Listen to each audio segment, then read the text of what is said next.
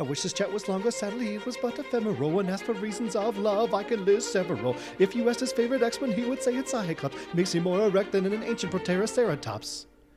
Who loves his poker too because it is so mathematical. If you play against him, it will become problematical. If you're looking to drink a new IPA booze, he'll tell you to go to Napa Smith Brewery and try the hypotenuse.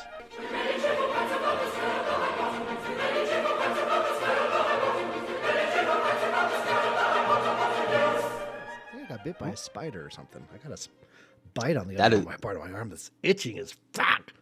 I went to go, so yesterday I was over at my buddy Johnny's place and keep the shoes outside because they got a dog who loves taking the shoes. So I leave it outside. As I'm about to put my foot inside my shoe, I see this thing going across and I'm like, what is that? Look closer. Just a spider, just chilling, running over my foot. And I'm like, all right, that's not going to happen. So I deleted his existence. Yeah, I was going to say, I burned down his house and deleted his number and he's dead to me. He is gone. He is no longer in this world. That's a bad first impression. The old, the abode there. Yeah. I mean, I don't mind spiders because, I mean, I do kill them for squirrel. If I have an opportunity to catch them and let them go out in the wild, I'll definitely do it because I know they kill the smaller insects. But typically, if it's touching my shit, basically try to throw hands with me. So I'm like, all right, got to swing or be swung upon. Do you think maybe it was like a romantic gesture? It could have been. It like, probably it could have been. Reach your hand to do that little sly, I don't know, leg over the hand so it went for the foot. It could have. I mean, if it had a foot fetish, I mean, good on you, bro. You got 8 of them. Yeah, but that's, you don't want a pervy spider. No. More of like a Charlotte's Web spider fan. So. Yeah. Oh boy. Yeah, that would be good. I have horrendous arachnophobia. It's crippling arachnophobia. It's bad. I understand that. I mean, so I used to have that growing up though too as a kid when we were in a house with family and all that. But one night, don't know how this happened. About to go to bed, laying in bed there for I don't know, 5 minutes, chilling, trying to fall asleep. And then out of nowhere, I feel something on my face. I'm like, that's weird. I'm thinking, dust bunny. Grab it. I'm like, this thing's moving. Turn on my light. Spider. And I'm like, oh, threw it down. And then again, deleted his existence and tried to convince my parents to burn the house down, but apparently they didn't want to do that. So yeah, you can't ever convince the parents to burn it down. You have to do it yourself. I know. Parents are real selfish about the property like that. They don't get it. They just don't get it. So, but yeah, I literally faced my fear. After that, doesn't really make me nervous. Yeah, someday maybe. I had one, I think I was 8, and same thing. I was trying to sleep, and something moved across my face. I was like, that's a spider. I didn't go into my room for probably a week and a half. No joke. Oh, my God. Oh, yeah, no. Yeah, it was bad. So bad. Yeah, my mom comes downstairs. She's like, oh, why are you on the couch? I'm like, I'm not. I see dead people. I'm not going in there again. This isn't happening. That is just, no bueno. Nope. So if my kids, if they have that predicament where they come up to me and they say we need to burn the house down, I might be more okay with that. That definitely takes. I mean, I feel like insurance companies should add that, where it's like, all right, if your house burns down, we won't cover it. But if there's a spider involved, we'll consider it. Full cover. Yeah. In fact, we're going to buy you a house for twice the value for taking out one spider. I think that's how it should go completely. Yeah. I hate to do this real quick. My mom is currently calling me. She called me twice, so might be something bad. So cool. Yeah, go ahead. Take that call. Remember me, for I will be here. Must be nice to get a phone call from your mom. Mine's dead. Let's take a sip of the old Mountain Lightning because it's $1 at Walmart. Oh, yeah. Roll back on the old 2 liters. We've been taking full advantage of that. Deliciousness. I'm drinking out of a mug my wife brought back to me from Scotland. It's like the design work on it's like chainmail all over this mug, and it's got like coat of arms and the flag and everything all over it. It's really fucking cool. I'm not gonna lie to you. And things just taste better out of it. And she brought home some dirt from Scotland, so I got to touch Scottish soil. So I don't know if I'll ever be able to go. It'd be cool someday, but I got to touch the soil. So that was nice. Man, that is refreshing. Well, let's all take a moment and hope that everything is okay with Ryan's mother. And that she's just calling to say, hey, I was thinking about you and how handsome you are. And I was just scrolling through a photo index I have, just pictures of you, which I do often because you're my favorite child. And she just was so overcome with emotion, she had to call him. I think that's exactly what's going to happen.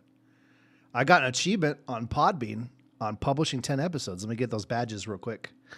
How does this work? Download badges. I'm going through. Oh, there it is. There it is. Oh, we did it, folks.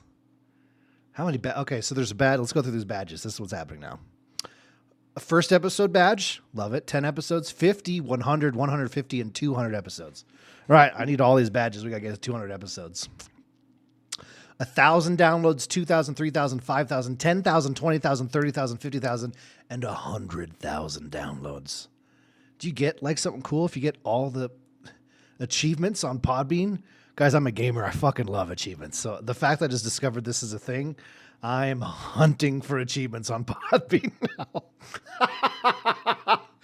now. Achievement Hunter, eat your heart out. We need an achievement hunter that does just like these milestone achievements on nothing to do with gaming. Stuff like this. There's another play. Couponing has achievements. What else? There's achievements for everything. What some people call small goals, we gamers, these are achievements and I need it. It's grayed out. And when it's not grayed out, folks, it has my picture on it. Like, you don't get more I need that than that. We're going to get there. Let's take a look at Podbean and see if there's anything else. No comments on any of my episodes yet, but that's because all the comments happen in the Discord where they should, folks, because this is, once again, get on in here. Podcast for the Discord to get to know everyone in the community. And this week, it's Ryguythebeerguy.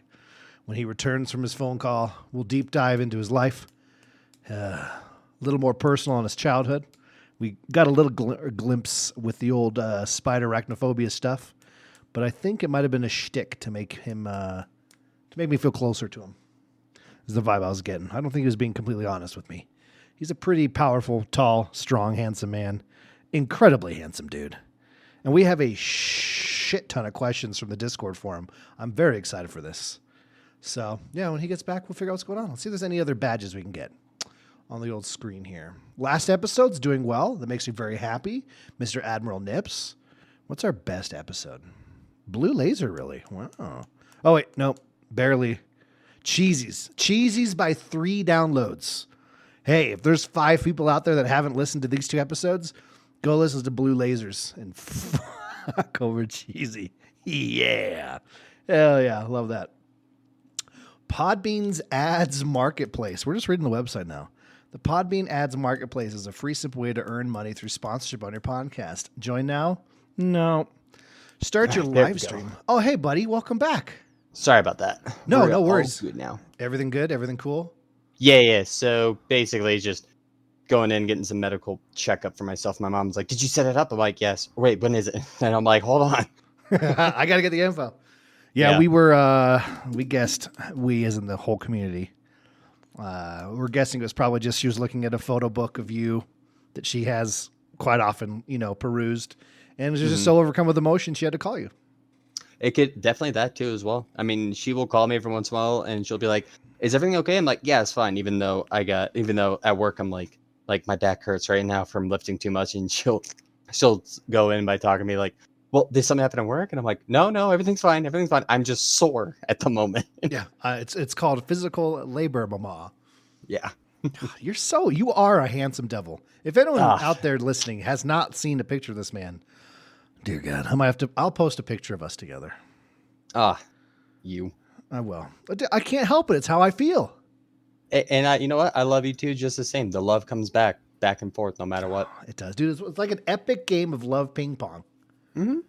And I'm usually bad at ping pong, but in this version of it, dude, I'm a fucking champ.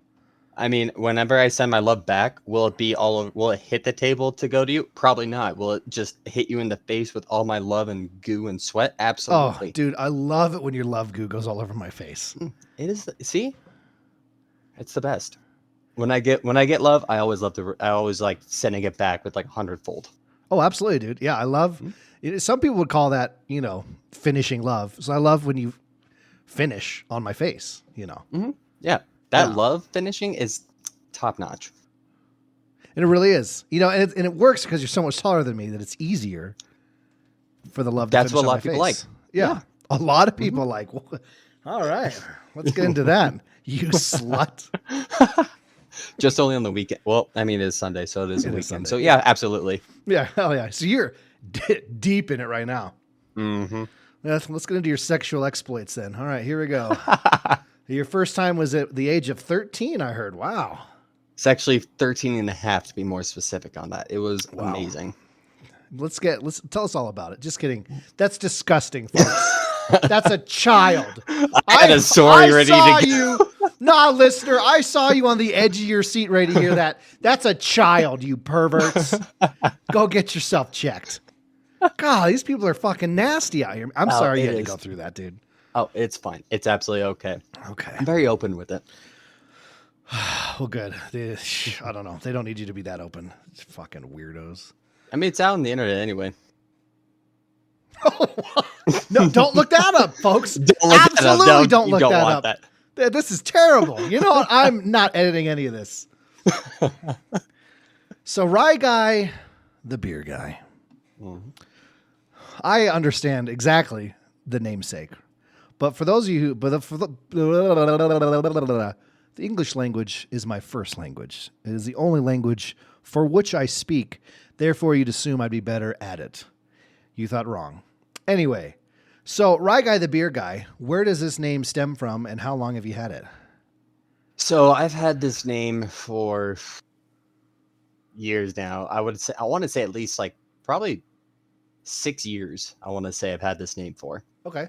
And the way it was stemmed is, so a lot of people call me Rye, or every once in a while Rye Guy. And so I've been running with that. People love that, especially when the drinks are hitting or other stuff is hitting. I become very lovey-dovey. That's just me. And people, they say that's my alter ego is Rye Guy because I'm always telling people I love them. Well, the beer guy kind of stems from my current work position. I sell beer for a living for Molson Coors. And so when I've been there for 6 years now, and so I'm sitting there, I'm like, as I was trying to think of a name, like Rye Guy, and I'm like, the beer guy, it just rolls perfectly. So I stuck with that. It does roll off the tongue beautifully, as does your tongue. God, you're just nice and moist. I just fucking love you so much. My nipples are hard just talking to you, man. Like it's working. I'm flustered. God, I don't think you understand how much I legitimately love this man. Like, I'm giddy right now. If I wasn't wearing socks, my toes would be all curled around each other. I kind of wanted to do this one, set up the microphone where I could be like, laying belly down on the bed with my legs, kind of doing that little back and forth like teenagers talking about boys, over the phone. Oh my gosh.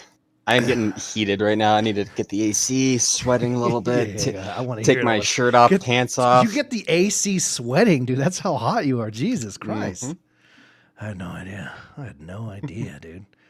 Well, you've been, I know in a previous podcasting life, I interviewed your sister, and I believe you're the one that got her into gaming. How did you get into gaming, my man? So it all started, well, it's just funny. So growing up in our household, like me getting games for like actually getting a system was very difficult. But thankfully, with the help of the neighborhood friends, took some convincing to my parents to where they're like, it's just a game. It's not real. And then finally, I got my very first console, which would be the PS1. Oh, fantastic. And PS1 or PS2, I can't remember. Because I remember I had a PS1 at one point. But anyway, what I vividly remember, we were playing, what were we playing? I was like, I don't know, 11 years old, and I fully started playing, maybe younger than that. But when I got PS2, we were playing the game Sly Cooper. I was playing it at a buddy of mine's place. I'm like, oh, this is really cool. So when I got a PS2, that was the very first game that I ever played that I was just into. Like, I just blood, sweat, and tears wanted to complete it. Was Sly Cooper and the Thievius Raccoonus, which is and still is my favorite game to this day. I even have it on my PS5, which I'll play from time to time. I love that, dude. Yeah. And so then Morgan started watching me, and then she started playing more, and then I then for some reason I decided to switch midway through to get an Xbox and started playing a lot of Halo and then a lot of Call of Duty. No, I did this. I went from PS2 to Xbox 360. Mm-hmm. I did that same jump over. I don't know what it was at the time. The I think it's PS3 popular. it was. You're right. It was very popular. It really Everyone, because you had, was it Call of Duty COD 4? So the first Modern Warfare hit, and it suddenly like gaming was this thing that like a lot of people did, obviously, but you distinctly remember a moment where suddenly like it was cool, and everyone had an Xbox 360 and Call of Duty. Yeah, absolutely. And that's where, and I feel like especially in the COD lobbies, that's where you really like develop like diamond hard skin, especially people talking trash back and forth. So even to this day, like when I hear like old like Call of Duty clips and like people talking smack, it just brings me back, and I'm like, yep, I was there during that time. That's where I learned half the cuss words in my youth. Oh yeah, I learned so much in those. What, and it's funny. Like if people are just really fucking tainted and angry in any other game, it pisses me off. But for some reason, the second I know I'm playing Call of Duty and people are like that, I'm like, I'm home. Like it feels right. Yes, it does. Oh, bless your face. Bless your face. And so you've been consoles. You're still a console boy, right? I do transition back and forth between console and PC. I've got both because I got my good group of friends who play on console still. But whenever I'm done playing on console, like because I'll play a bunch of games on console for like a couple hours, and after that's done, I'm like, all right, switching to PC, and I'll hop on and see what everyone's up to. Hop on the Helldivers 2 with you and the crew, which is a lot of fun. Oh, always so much fun. Until someone brings up super samples, then I have to go to my corner and start crying. Well, listen, it's a mistake that everyone's made once. Okay, you just made it very stylish. And, exactly. What was it like? 3 Bile Titans, 4 Chargers. Me panicking. I'm like, on the ship, go. Oh my god! Someone said go. I thought someone said go. Someone said go. Fuck, dude. Oh, did you get to play the newer mission while we were trying to implode the planet this last week? I was able to for a little bit, but things came up at work to where like I knew I had to get to bed earlier than I normally do, to where I knew I was gonna have a full day, so I was only able to play for like maybe half an hour, maybe an hour. Oh, you got to experience the mission though, where it was fucking hell on earth. It was not fun. There were moments where I'm sitting there and I was panicking so bad that I thought I was running out of ammo, and I'm shooting him. I'm sitting there like reload. I wasn't hitting the reload button. No. I was hitting to its neighbor, the T button for the chat. And I'm like, I don't want that. I need bullets in this gun right now. And I'm like, it's not. Oh, R. Wrong button. Yeah, I took a couple screenshots. I was like prone at extract, and that's when everything goes really crazy. But there's so many bugs like dead around my feet, and I'm just blasting that I took a screenshot. And then going back to the screenshot, I noticed in the distance, the whole skybox is just shrieker wings flying towards me. I was like, it was even worse than I thought it was. Oh my God. Someone help me. That game is, that's what I love about Helldivers so much, because you can go from like the competitive, like your Call of Duties or your Apexes and all. Like, that's what I love about Helldivers, to where like, I know I'm playing up against computers and I'm not having to worry about stuff. Granted, when I hear my own teammate go Hellbomb, I immediately go, where is it? And I'm like, I need to get behind something. I need to get away from wherever this. That was an oddly very specific example. I don't know what you're trying to get at here. I don't know. Like, well, it's not just you. I mean, yeah, no, I'll have to say, you are a menace when it comes to Hellbombs. Oh, dude, the second I see a snow planet's back up, I'm like, yep, we're there, because they're on every fucking hillside. It's insane how many Hellbombs you find. My favorite memory from that still has to be, we have a walker coming towards us, and all I hear your chat go, guys, I have an idea. Everyone converge on me. We go to you, and you ping, and we're like, no way. It's coming. You're like, bing, destroys it, and all you just see is like and then you see the rest of the bots in the distance. I wish they were somewhat sentient, because they could look at it and be like, our guy was just there, and he's just gone. It was a really big guy too. Yeah. How? Yeah, seeing a hell bomb laying in a hillside next to where one of those giant walkers is at, you're like, yeah, that could not be any better. And I got it was like 50 something kills. It was insane. It was nuts. Yeah. One bullet, folks, changed the world. It does. Yeah. I was a kid on the side of the road eating a croissant, and that walker or that hell bomb was Archduke Franz Ferdinand. That's all I'm saying. Just line her up. Might cause some issues down the line. Might bring war of nations, but that's fine though. That's We're here for the clips buddy. and for the memes. Listen, America wouldn't be this great if not for that assassination, right?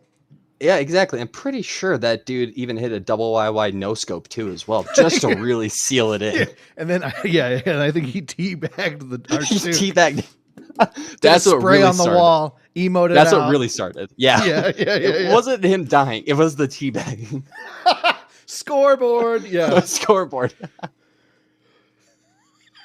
God, would it be awful to make a channel where we just do these awful moments in history, but you do it with gaming lingo and shit? Would that be bad? Well, I mean, honestly, I would definitely tune in because that humor is definitely up my alley. Because I could imagine, like with Hiroshima and Nagasaki, when those pilots were flying over, all you could hear in the distance was Kobe. Yeah, yeah, 100%, 100%, man. Dude, that guy's KD, legendary. That pilot, nuts, fucking, oh my god, being a guy who refueled it, and you're just sitting at the, whatever army base you're at, and it's just assists just start popping up like crazy. You just hear the I can't remember the guy's name, but from Battlefield Friends, like all you just hear the pilot go, "Promote it." Yeah, okay, we need to make this a thing. I'm 100% all in on this idea. I'm down for it. Fuck yeah, dude. Holy shit. Well, where do you play in these days? Besides Helldivers, obviously, but Apex, hop on over to Rocket League, do that. What else? Sly Cooper, because I can actually download it to my PS5 and go back. I typically like going back to games that I haven't played in a while, like Red Dead Redemption. I don't know if you've heard of that one or played that one. The old school, like PS2. Brother, don't get me started. The fact that game really truly made me fall in love with like more than just Sly Cooper, because I'm sitting there and like when you're like you can actually interact with a bunch of stuff. Like, oh, you can't open that door? Great. Blow a hole to the 2 feet to the left side. You're good. You can walk straight through. Don't need a door. Keep speaking about I'll keep it. And then the fact that I'm lost in it. It wasn't just like 1 or 2 guns you could hold at a time. No. You could literally have an arsenal with you.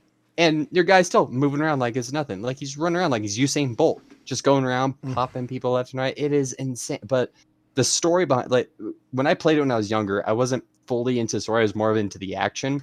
But then me now looking back into it, going like, oh, that was a Revolutionary War basically. Like we were revolting against it. All right, that's even cooler. Yeah, no, well, that's the thing is like at the time, GTA was a big thing.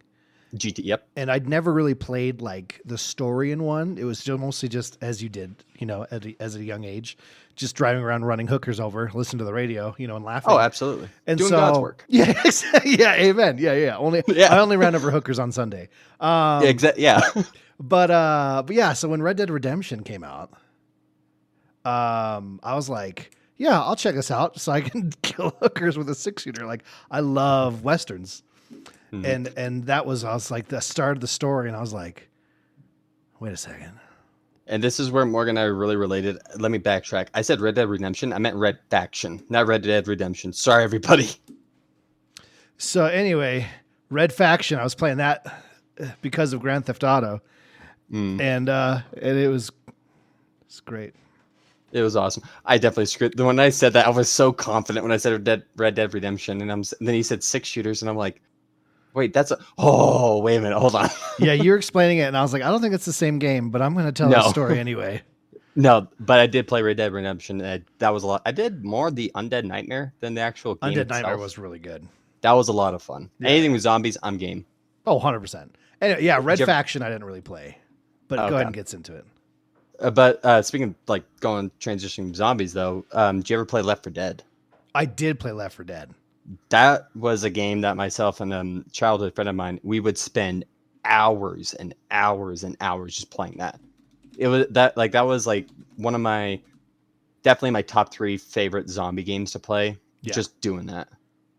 Till you hear the freaking witch in the background crying. You're like, well, I don't have a chainsaw. All I have is a pistol and a shotgun. It's Yeah, not gonna the amount of times I'd hear the witch, and I was like, you know what? Maybe I don't need to play games today. Yeah, we're good. I think I'm set. God, the amusement park level. Yes. You're literally just on the roller coaster, just blasting away. God, Yep. that was so much fun. And I didn't know my friend showed me that night that the roller coaster actually worked, but the best way he showed me was you have to wait for the roller coaster to come. No, I saw the gates open. I'm like, cool, let me run on the tracks, and all I hear is, hey friend, I turn around, Smith, like just launched me. Yeah, it's like I don't do scary games. I hate that shit. But for some reason, Left 4 Dead and Killing Floor, I was obsessed with those games. Yes. I feel like because of those, you can actually fight back with something. That's true. And it's really silly and fun with friends. Mm-hmm. Like Resident Evil games, I remember trying one forever ago. And because my brother was really into them. And he's like, you got to play this game. I was like, yeah, I'll check it out. Fuck yeah, I love games. And I was like, and you're something like, came up. Mom, can you think of a reason I have to go somewhere else? It's like, I'm sick. What do you mean? You just got here 10 minutes ago. What do you mean you're sick now? Well, it was the whole, back in the day, you couldn't move and shoot at the same time. So I'm getting chased and I'm like nothing shooting because I'm moving before I can pull the trigger. And then I'm fighting against myself and the control scheme. And yeah, it was bad. I don't think I even made it through half of the first mission. It was bad. I got annoyed because of that, because you couldn't move nearly, like you didn't have that fluidity by moving around. So that's why I just stopped. I couldn't. Yeah, not for me. Someday, maybe. Someday. Well, if you don't like scary games, I don't like scary games. Yeah, my sister keeps trying to get me into ones. She got me to try Phasmophobia. I think I played it once, and I was like, no. It was pretty close to being something I could do because again, you have like the multi-people, the co-op experience can get kind of silly. But I was like, nope, I'm fucking done with this. My son the other day, we were on the what's that in Fortnite? The not workshop, but what's it called where everyone makes their own little games in there and whatnot? You can go in and play them. But Gmod or Sandbox. Yeah. That's yeah. And so there was like this scary clown game. And I was like, it's Fortnite. Surely I can handle that. Fucking nope. I was like, my daughter who loves both my kids love scary shit. I don't know where they get it from. I was like, Izzy, come in here and play with your brother. I have to go do adult things somewhere else. Not because I need I'm more lights. Scared. Yeah, exactly. I need more lights on me. I didn't sleep good that night. It's so bad. That's how I felt about Outlast. I love scary games, but I don't know if you ever heard or played Outlast or at least seen videos on it. Maybe I have. So basically, in a nutshell, this happened in Colorado. There's actually this mental institution in Colorado, and you're this news reporter. Or I don't know if it's a news reporter or if it's like some sort of news channel or whatever. You go in there, you're trying to film because there's a big outbreak. You try to figure out what happened because all the staff is dead or gone, or they just took a taxi out of there. It is terrifying. Here's the worst part. You can't fight back. You are only recording and you're only hiding. There have been multiple occasions where I'm running away from this big dude who was just like, no, come play. I'm like, I'm good. I'm fine. I'm good. I'll walk by a chair. I'll walk by a pipe that's just laying there. I'm like, use that. You have more than one hand. Yeah, I'm not. When did this come out? I've never even heard of this, but it looks fucking terrifying, and the graphics are insane. This came out of, I'm going to say. This is 2013 is what it's saying?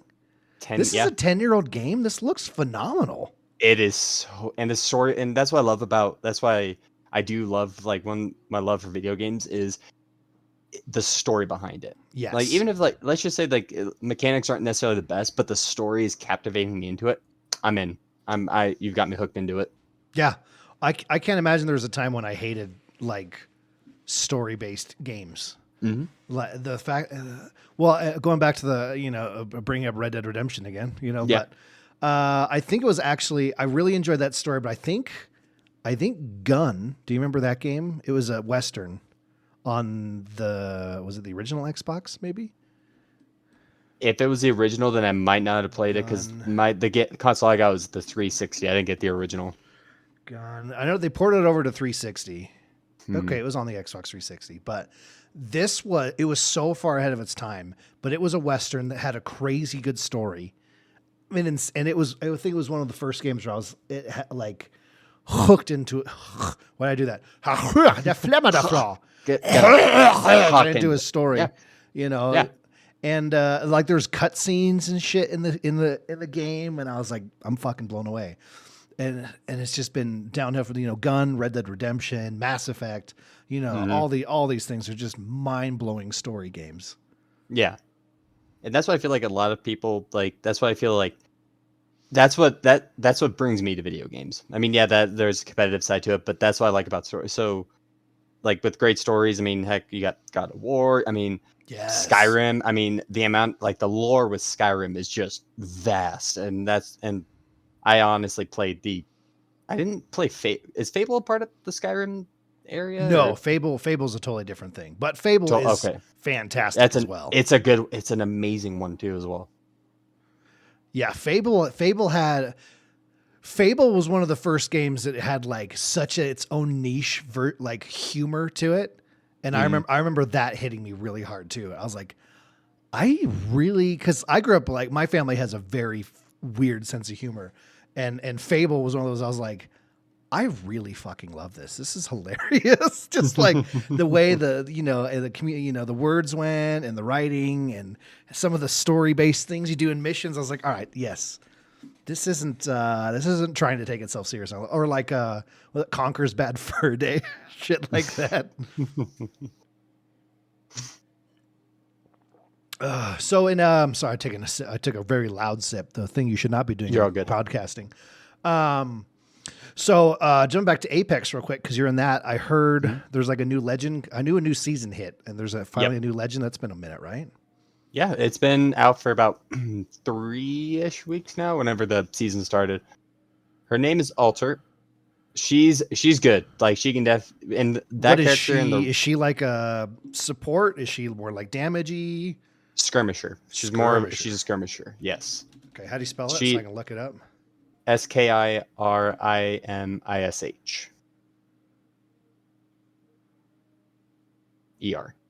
No, not skirmisher. The legend's name. Oh! I thought you were wanting me to spell that. I was like, it took me a second. I was like, I think he's spelling fucking skirmisher to me.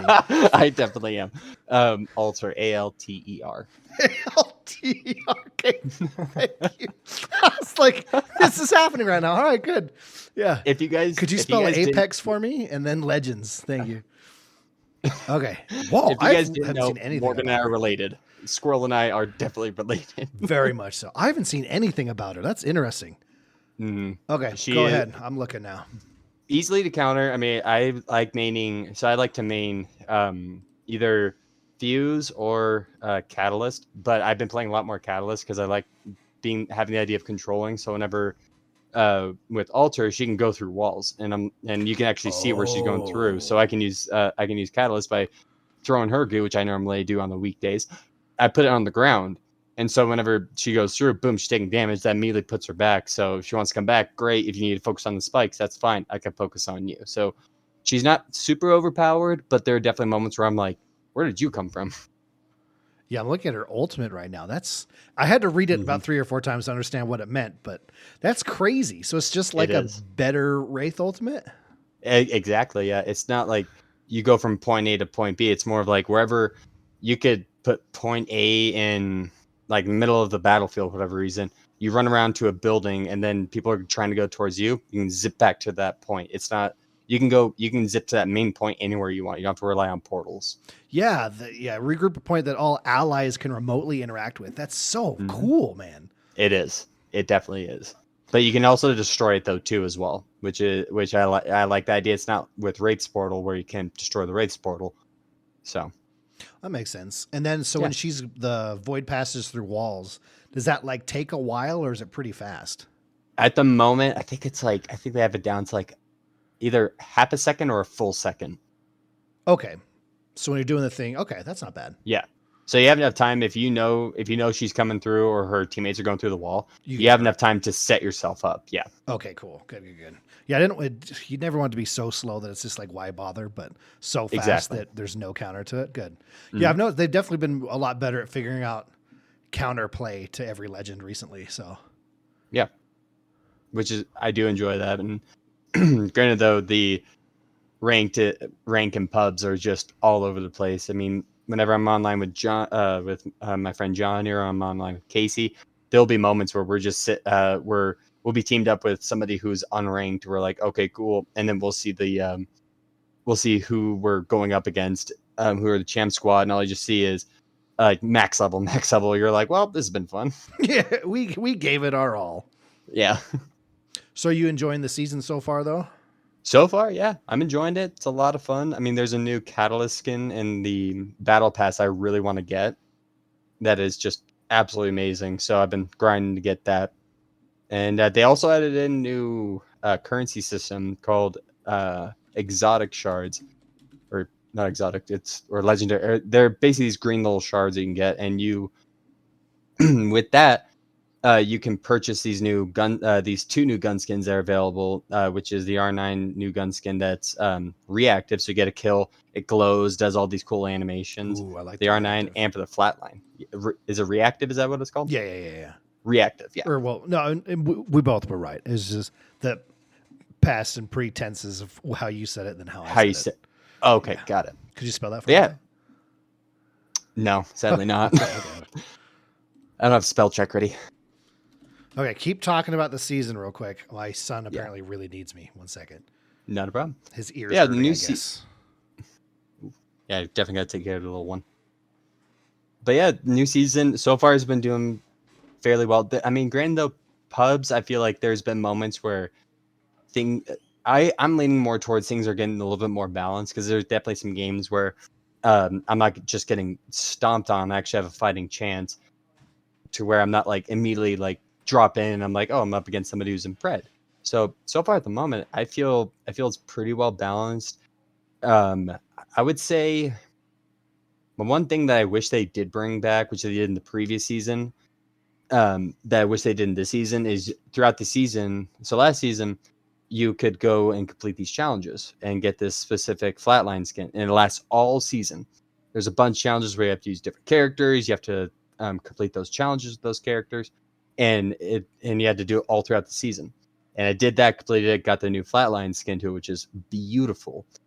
And I wish they did that this season. I wish they actually emphasize more on like going after these challenges more than like, oh hey, try to buy this new skin, which I understand, gotta make money, but that's something I do wish they did a little bit more on. But who knows? They might do that down the line, maybe halfway through the season, if you complete certain challenges, certain characters. I do enjoy that. I'm definitely more of a challenge person. I like going after specific challenges that I really want to get to. So like with the battle pass, I want to complete the battle pass to get that catalyst skin. So in other words, you can call me a completionist. So, and even right now, one thing I do love that they've done is adding ranks to, or levels to your guns that you're using. So for instance, my R301 right now is level 71, I think. And Johnny got his R9 up to level 102, 101, 102 or something like that. But you get cool, what do you call it? You get cool, either like, I think they're not heirlooms, these little like medallions that connect to the gun, but also they get these really cool player cards for the gun that you complete. So stuff like that, I love. I love the fact they do it. I wish they did do like a cool what Call of Duty does, where you can prestige your weapon and go forward to where like, all right, if you reach level 5 max prestige with the R9, for instance, you get this really cool gun that you don't buy. You have to like go through the trials and tribulations to actually get it. That's something I feel like that'd be a really cool idea. I feel like that definitely bring in a lot more people to where people are going after those type of challenges. What else? So they redid what is it? Moonbase, I believe it's called, or what we call Moon.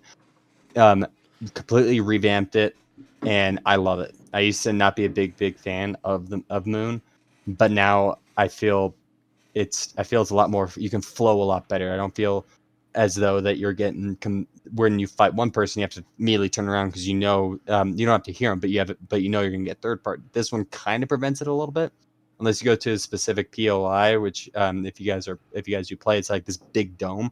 I highly recommend going to that. Yeah, does it suck because there's gonna be like 4 or 5 teams there? Yes, absolutely. But trust me, that's what will, if you want to improve your game, definitely go to those. It's gonna be get your friends or go with randoms, or heck, even or if you want to do it in solos, what they just released this season though too as well, which is do that. Oh yeah, I feel like going Have to you those touched big Souls at POS. all? I touched it once, and I won't touch it for a while, mainly because there's a lot of sweaty people. I mean, one time I was there, broke. I think it was a Mirage. Broke the Mirage. I'm like, cool, great. He ulted.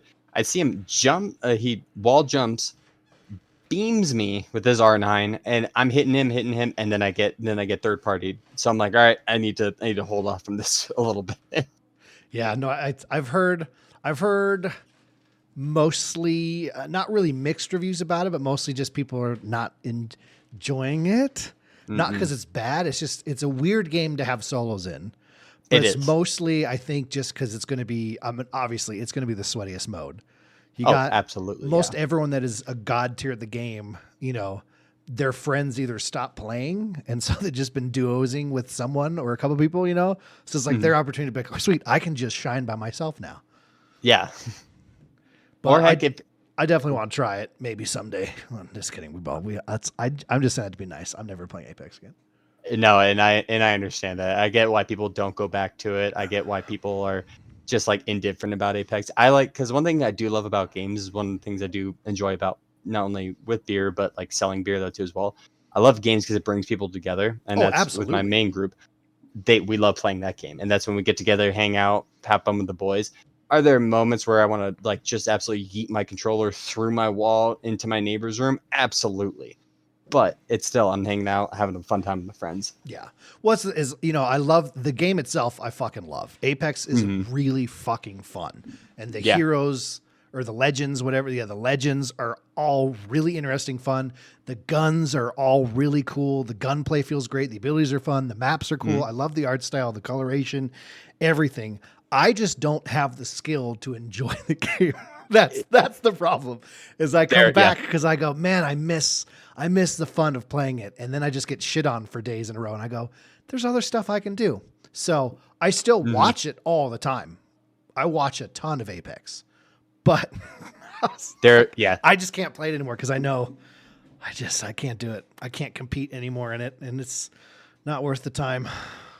That's why I feel like whenever I'm in there, especially on ranked, I'm in there and I like playing I like being tactical with it though too, to where you're not pushing everybody, but at the same time I'm sitting there like I better not miss a shot because I guarantee you that person who is shooting at me is going to hit every single one of them. Yeah, well, and that's a whole nother conversation to have at some point with with people is just the whole fact that there's no casuals in any battle royale anymore.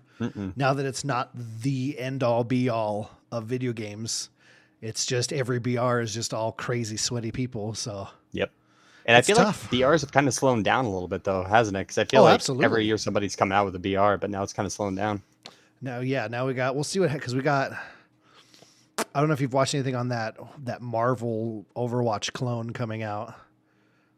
That looks actually really fucking fun. I definitely want to try it. Wait, so it's Marvel characters, but with Overwatch gameplay? Yeah. That's cool. I did play a lot of Overwatch. I would love that. I still play a ton of Overwatch. Let me see what it's called. Marvel Overwatch game. I'll just start there so it'll tell you what. Marvel Rivals. That's what it's called. Oh, okay. Marvel. So it's third person. Third person, a bunch of Marvel characters, obviously, with more coming up. And it's your same basic Overwatch, you got your payload missions, you capture the points, all those different kind of things. I think it's 6v6, which is great because 5v5 in Overwatch 2 felt kind of funky. You got your tanks, healers, your damage, all that kind of stuff, depending on the heroes you use that all have their abilities and their ultimate. And the art style is very similar. And Like it's all extremely similar, but just enough where you're like, well, it's gonna be like Overwatch is fucking fun, so this is gonna be Yeah. fun too. I see. That's what I like about Overwatch though too. Like it seems silly, but at the same time, it's really cool. It's really fun. Who do you main in Overwatch? In Overwatch, it depends. I'll play any role really, so it depends on the role. For tanking, I've been an Orisa main since she was added to the game. That's a good one. Yep. I definitely miss her. I love her new skill. I think the fact they did such a good job making the same character twice. Like they completely rebuilt her in the Overwatch 2, and I really like her in Overwatch 2 also. So that makes me happy. I've been enjoying Sojourn a lot more for DPS. But I'm usually Ashe. Ashe is my girl for damage. I don't remember playing it because I only played Overwatch 1 and I would main, Sojourn was added in Overwatch 2. Okay, that makes sense. I'm pretty sure I've seen pictures of her. I've seen like videos of her game style through the Tiki-Taki, but yeah, she's fun. Well, we all know the best DPS in the game is Moira, but and then for healing, Moira or Brigitte. Brigitte. Was he a character added in later? Brigitte, in Overwatch? No, she was in Overwatch 1 for a long time. She's got the the mace and the shield. Reinhardt's granddaughter or something like that. Yeah. Yep. Okay. Now, that makes all more sense now. I think it's Torbjorn's daughter, and then Reinhardt's goddaughter or something like that. Yeah. Okay. Was she in the cinematic? Was that her in the? Oh. No. I'm thinking about someone totally different. Just kidding. Yeah. But anyway, this Marvel Rivals game looks. I don't know what's coming out. They just had a big alpha test. There's a bunch of videos going around YouTube right now that just got released. It just makes it's curious because I'm wondering obviously you're gonna have your Captain America who's gonna be your assault or your DPS. Well, actually, no. Would he be DPS? I don't know.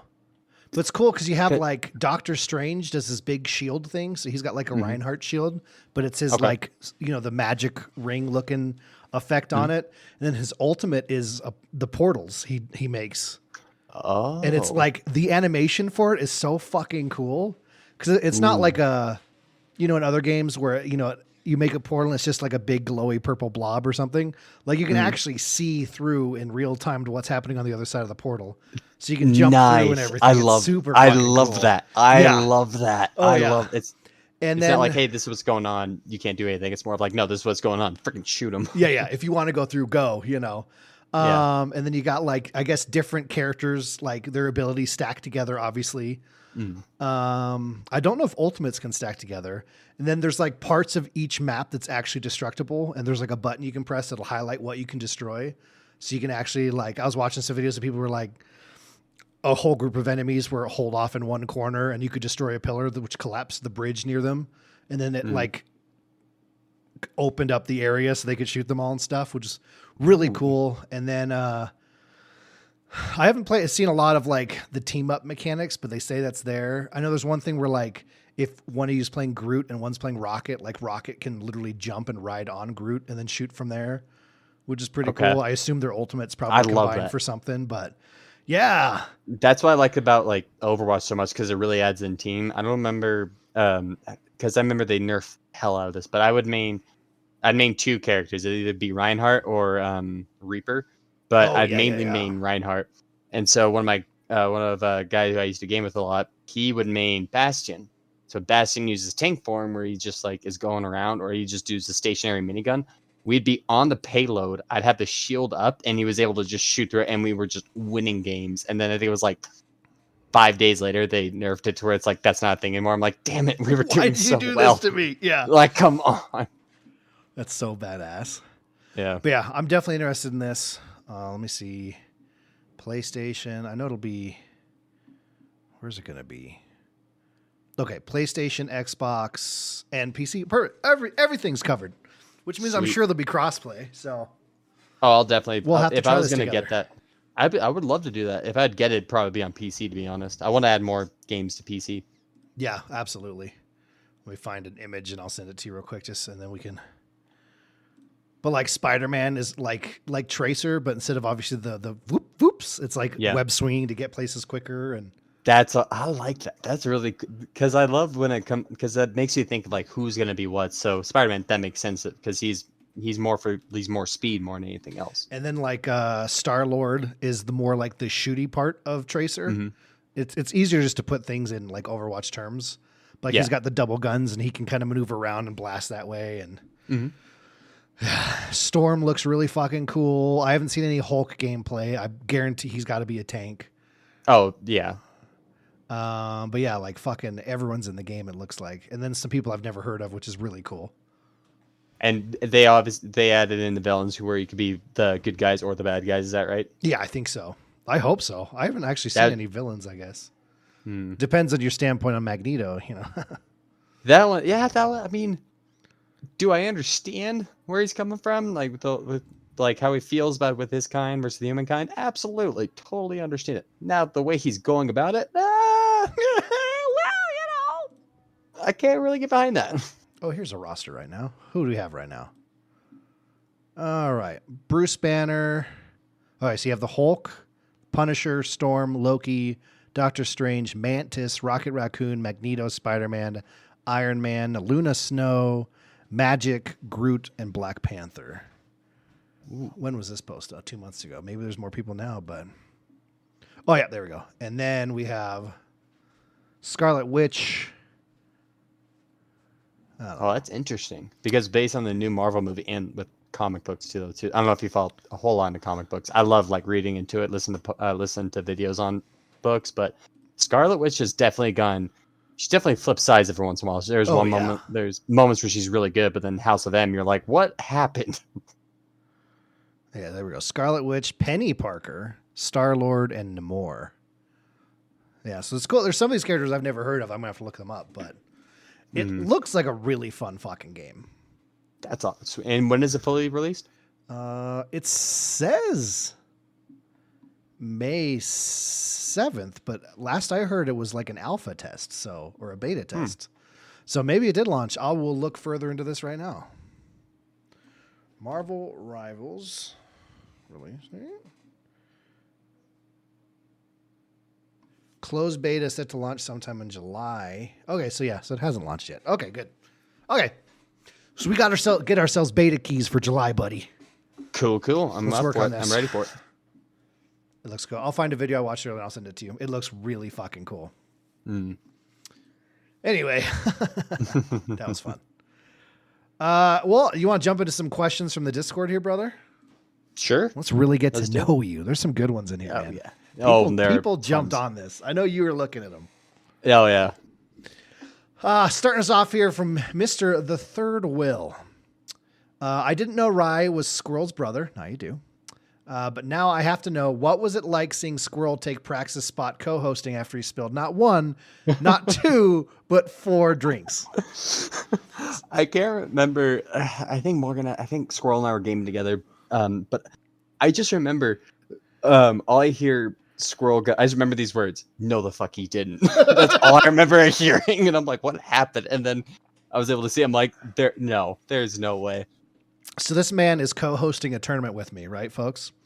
Fucking we're drinking the same amount. He gets fucking trashed. Yeah. So he goes to like, I don't know, check the time with the mug in his hand and just spills beer all over his lap, looking at his wrist. And then is laughing so hard, he refills it and tells me what he did and reenacted it by spilling more beer in his lap. Yeah, that's right. Dude was fucking gone. She had to take over, didn't she? I believe she did. Yeah. I Yeah. just can't remember I can't remember if she was here at the apartment or if she was with him while that was happening. I think she was there. I think she was there because she went in there and like helped him get out of there. Yeah, because she got on this, because she came back and she's like, I have him in the bathtub. It was when she was over with him. So that makes I just remember I think we were in it and I had her stream or something like that popped. I just remember those words. No, the fuck he didn't. And it's not like this wasn't the end of the turn. We were like halfway through it. Like we were only an hour in and he was fucking trash. Gone. Oh my God, that was funny. So remember, kids, when you're drinking, drink responsibly. But if you are about to do something funny, make sure it's on video so everyone can see. 100%. Oh, I got to find that clip so I can link it in the show notes here. Do it. All right, next one coming in from Hurdle 3K. Ryguythebeerguy. What's it like knowing Prax is only dating your sister in an effort to draw himself closer to you in hopes that your love will someday triumph above all other worldly relationships? So what she doesn't know is the fact that I'm slowly creeping in. I've got his number. I've got his Snapchat, building up that streak. Just gonna sits right in there. Just a like nice little beautiful little wedge, and then take him for myself. Yep. Mm-hmm. Fucking. It's like a 2-step program basically, but more like 20 steps. But we're on like step 4.5. I will help you with any step you need. Sweet. As long as we can have a 3-way relationship. Oh, absolutely. Okay, yeah. Good. I'll have everything set up. We'll have our own little Discord. Oh, it's gonna be beautiful. Can we all like live together? Oh yeah. Where should we live? Because we're all in different parts of the country now. We are. Do we choose a place where all of us are at, or we just go fucking who cares and go some random other place in the country? Let's go in the mountains. How about that? Straight up in the mountains. Straight up in the beautiful mountains. Log cabin. Yep. Brokeback Mountain it. Oh, 100%. Yeah. See, down, dude. You know where I was going with this. Exactly. That's because we're meant to be. We absolutely are. Oh, blessed. Mm-hmm. All right. Other half of Hurdle's question here. On another note, so this is 3 different parts here. What is the greatest game you have ever played? The game you have spent the most hours in? That's a tough one because I remember playing, like what I was saying earlier, Sly Cooper was one of them. But honestly, I think it probably has to be Skyrim. I think it has to be Skyrim was the game because the stuff you could do in that game, you add mods. And the fact, I remember when my friend showed me this nice little, it wasn't necessarily a glitch, but something that I don't think the devs of Skyrim noticed you could do. You could combine certain potions to where you could just max the hell out of your armor. You can max your fists, your sword, anything to where you're just one-shotting stuff. I remember my friend showed me this. He drank this potion, and he's going up against I think it was an Elder Dragon. And he's like, see that Elder Dragon? I'm like, yeah. And he's like, watch, just takes his armor off, 0 defense. He's like, watch this, and just Mike Tyson haymakers it and just drops the dragon. I'm like, whoa, time out. How? And then I just spent like going through creating new characters like Norn. I'm really bad with like which species. I remember I was a lizard. The kitty cats you can be. The Khajiit, is that how you say it? Khajiit, I think Khajiit. Khajiit, yeah. I remember I maxed out stealth to where like as I was, I remember this guy was looking directly in my eyes. I'm like, oh, look, you have 1,000 gold. Cool. That's mine. Oh, you have a sword that looks nice and expensive. That's mine. And tried to resell it back to him. Yeah, it was. Did you do the old stealth archer build? I don't know if it was stealth. I remember like I loved like dealing with potions. So I think I had like an alchemy potion, like a stealth potion, to where like my stealth was just ridiculous. So it didn't matter if I was an archer. It didn't. So you didn't kill anything. You just snuck through. Everywhere. I just snuck through stuff. That's so fucking cool. Looking at those spiders and all 8 of its eyes, I'm like, that's right, bitch. You were looking at me, but you can't see me. Yeah, I struggle with that. Luckily, arachnophobia hits me in games, but not as bad. My sister also has arachnophobia, but hers is equally as bad. Even if there's any spiders in a game, she's like, I'll never play that game again.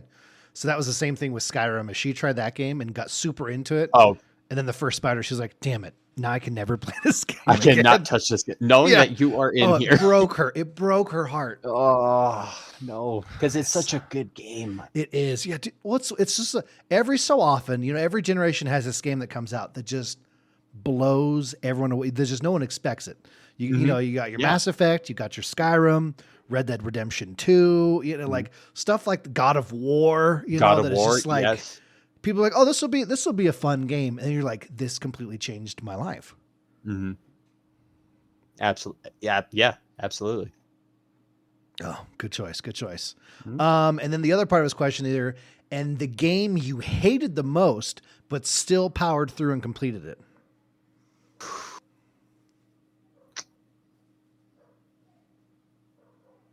That's a coin toss between 2 of them. So it'd either be between Outlast, which again, you're only videoing everything, can't fight back, and you're solving puzzles or trying to time stuff right. But like that was the one game that I had to turn on my lights because I typically like playing in the dark because a lot better than like the glare. But I'm sitting there like after the first 10 minutes, I'm like, I'm just gonna turn on this lamp here real quick. 10 more minutes into it, I'm gonna turn on my lights. All right, cool. I'm gonna light some candles. It's too dark in here. Okay, good. I'm putting on some armor. Yeah. Getting a butter knife real quick just in case. But I would say the one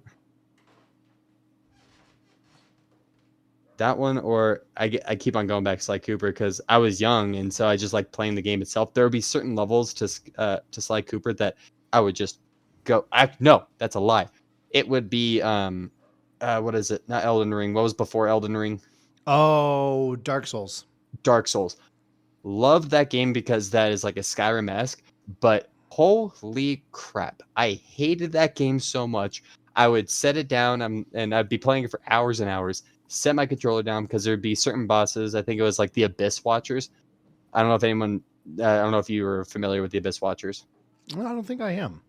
At least I hope I'm saying their name right. There's a while, but basically they're these guys who, if one of them's alive, he would attack you, but both are alive, they both attack each other. And so I'm like, all right, cool. It's time this. All right, you're super low. You just killed that guy. Let me go in and swing. Nope, one shots me. I'm dead. I'm like, and I spent probably 4 or 5 hours just trying to get through. It was so aggravating. I set my controller down. I'm like, I'm done. I'm going to go touch grass real quick. The moment I stepped up, I walked out of my door. I stopped and I'm like, well, what if I do this? Go immediately back in through it. 2 more hours, finally killed it, finally beat the game. And I'm like, I'm never touching this ever again. I beat it. I'm done. I'm Get good. this out of my life forever. Yeah. But again, love the story behind it. Loved how like each, you'd see like some sort of character that'd be like, oh, I'm king of this. But it's like, oh no, he was a real person, but he formed into that thing. I'm like, how does that work? None of this makes sense. I'm trying to think of what the game would have been for me. Well, for the first part, greatest game I've ever played, hands down, is Red Dead Redemption 2. Mm-hmm. That campaign, fucking, I had all the emotions happened. That was like, I mean, I was really getting into streaming when that launched. So like I was streaming that and like, I was just in a sweet pocket. Like, was my son even born then? I don't know. Like either he was a baby, my daughter was really young, and like they were part of it. And it was just like, I don't know. It was just a pocket of life where like work wasn't too bad. The game was incredible. Family life was great. And just feeling the feels and being completely blown away and sucked into a game like I've never had before. So yeah, it brings out those emotions. That's the best. That's what I love about God of War Ragnarok. Like there are moments like Morgan, like, sorry, no, you were talking. Go on. No, go. Oh. It's your episode. So one game so God of War Ragnarok, I'm not gonna go into spoilers. Play God of War, then God of War Ragnarok, everybody, if you want to get into it. Beautiful, well done game or games. But when I was playing God of War 2, there is a certain character that I fell in love with who sadly was not a part of the game anymore because he died. And I paused the game and I'm like, no. And I actually had tears. Morgan came in and she's like, and I was walking around and I'm like, no. And then Morgan's like, are you okay? I'm like, no, one of my favorite characters who's not me died, like who's not the main character, but one of the good characters died. And I don't like that. Like I was so attached to the game. Like that's where I'm like, that's like, I would love to go back and replay through all of it, but yes, the emotional, I just can't. I remember beating Mass Effect 2, which is one of my top 3 games ever made as well. Mm-hmm. And just like, I think it was like 1 a.m. and I was like, I think I just sat there staring at the screen for like 3 hours and I had school in the morning and I was like, I had to like, just grasp the journey I'd went on, you know? Mm-hmm. I love that shit. That's the best. Like that's the best with the video games when you tell a good story that's actually drawing emotion from the player. That to me is like game of the year right there. Yeah, well, and it's like, you know, and sometimes the story's fantastic and the gameplay's a little off, and you're like, I'll just get through this because of the story, you know. But like There's a few of those games out there. Like Red Dead Redemption was really fucking fun to just play. The story was incredible. I mean, I got to chapter 3 and all I did was hunt for probably 80 hours. And the hunting in it was a lot of fun. I never got it because I was playing more GTA. But when I was playing it or I was watching videos, it was such a good game. Yes. Yes. Well, they just did. The story was phenomenal. The horse riding was incredible. The gunplay was really fucking fun. Right. The tonics, the food was incredible. The world building was insane. Hunting was super fun. Fishing was really fun. Then you had the story and everything. Poker in the game was really fun. Dice, all the mini games. And then you had the fucking online, like Red Dead Online came and like all that, but with your friends playing. It's just, they just did everything perfect with that game. And it just, minus, not making more content for multiplayer because they wanted to do more for GTA and milk that cow. But that's the only thing they did wrong. But just perfect in every aspect, dude. And are they coming out with a third one? Are they going to do another one? Probably at some day. There's been like rumors of it at some, here and there, but we got, I mean, GTA 6 is their next big title they've been working on for fucking ever. So yeah, we got that one's going to be, that will break the internet. Yeah, that will break the internet. Yeah. So, and then it'll probably be 7 years after that. We'll get Red Dead 3. So we'll see what happens with that. I saw a funny meme with GTA 6 where they're like, the creators like, yeah, we want to add more like characters, and the community's like, oh, that's cool. Like we're thinking about putting like children in there, and somebody's like, why? Yeah, no, don't do that. Do you understand your player base? Yeah. Oh. And then the other part of his question, just to answer this as well, but in the game you hated the most but still powered through and completed it, would be hands down Batman the video game on the Nintendo Entertainment System, the NES. It was an awful game. My dog is barking like crazy upstairs. I might have to go help them in a second. But it was like a live action game on the NES. Terrible. Really? Fucking garbage game. Gameplay was terrible. Like level design was awful. Terrible game. Hated it. Hated it. Yeah. Let me listen to see if I need to go kick the dog's ass. That's why with Dark Souls, like I hated it because how difficult that game was with Dark Souls, but I powered through because I had to complete it. All right, I think I have to go save the family. 1 sec. I do apologize for this, man. No, you're good. No, you're fine. Because I could ask the next question if you answer, but I really want to hear the answer to it. You really want to hear this one. I'll grab a drink real quick if that's fine. Okay, cool. Are you cool with that? Yeah, sweet. There'll be silence here, so I'll know where to edit. So that's perfect. Awesome.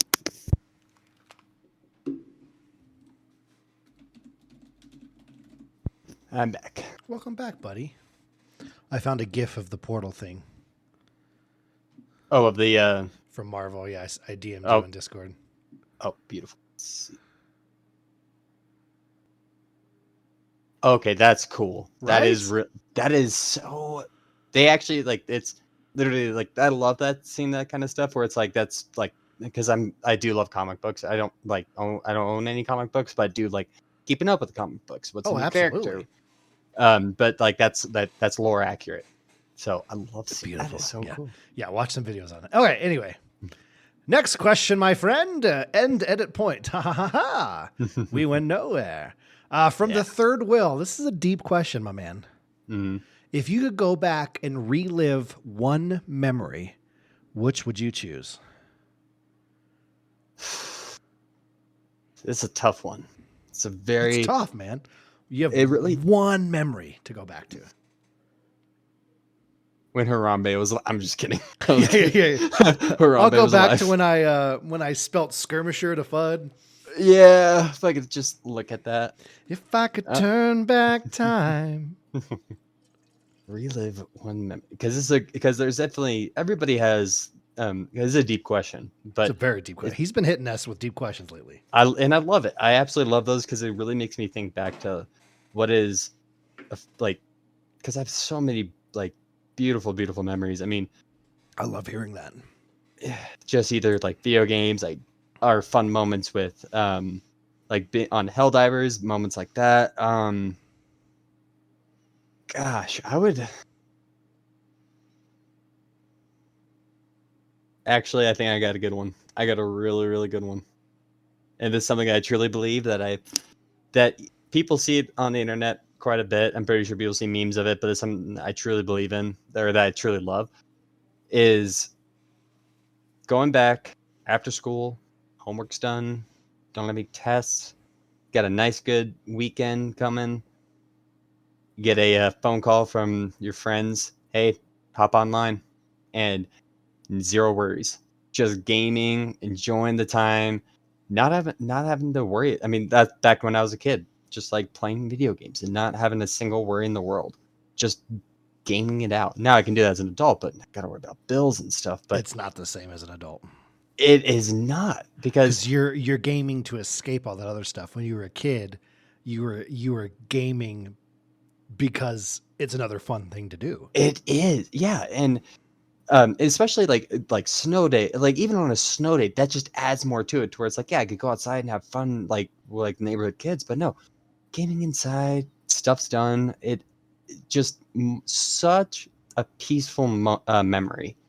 And it could be any of the games. It could be Halo, it could be Call of Duty, it could be any of those, but those were the absolute best. That's something I would love to relive.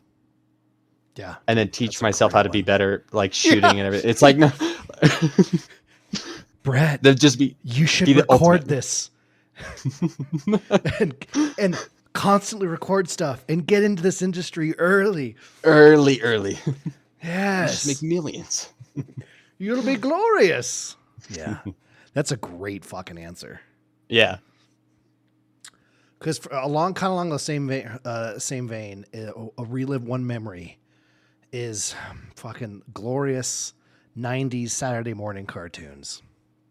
Oh my god, I As can't forgot about that. I'd Yes. get out of bed. We didn't have cable or anything. Mm. I'd get out of bed. We'd get out of bed early, me and my brother, go in the kitchen, make some snacks. We'd watch the end of Blue's Clues in Spanish because it was the only other thing that was on until before cartoons started. So we'd watch half an episode of Blue's Clues in Spanish every Saturday morning.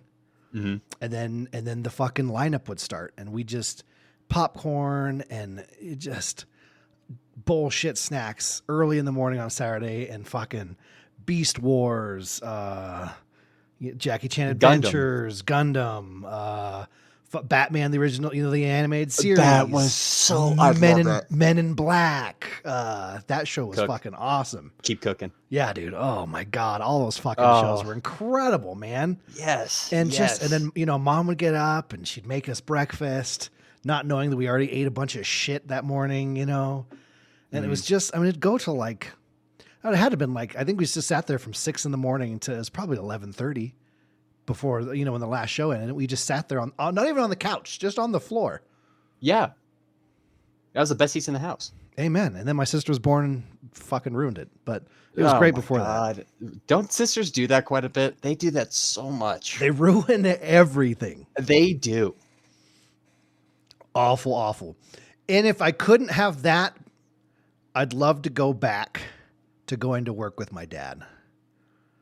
Oh, what'd your dad do? He used to be a terrorist. No, I was kidding.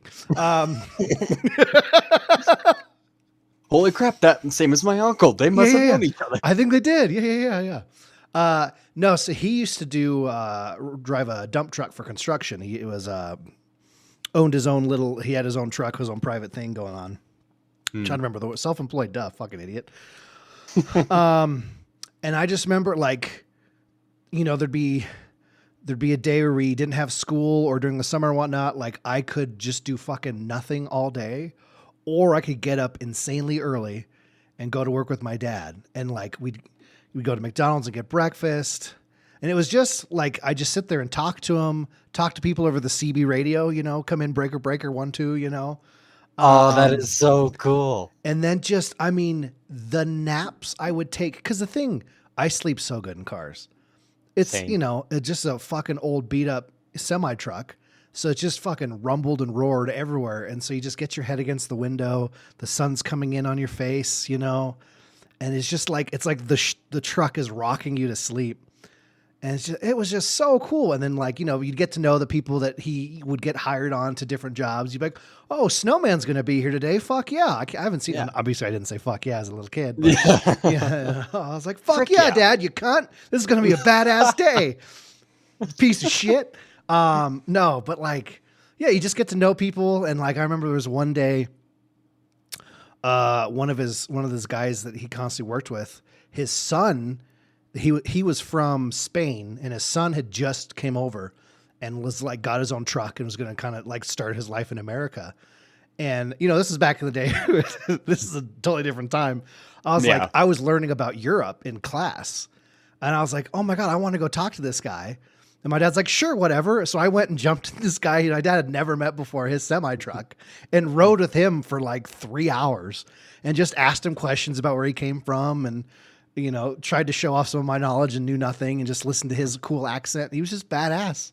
That is awesome. Yeah, dude. It was fucking a great time. And plus spending time with the dad too. Like those memories you can't really you can't make up. Oh yeah. Those absolutely. are like such beautiful memories. I love that. Yeah, it was fun. And then the fucking big ass gear shifter, watching him do that and going, wow, I'll never be able to learn how to do that.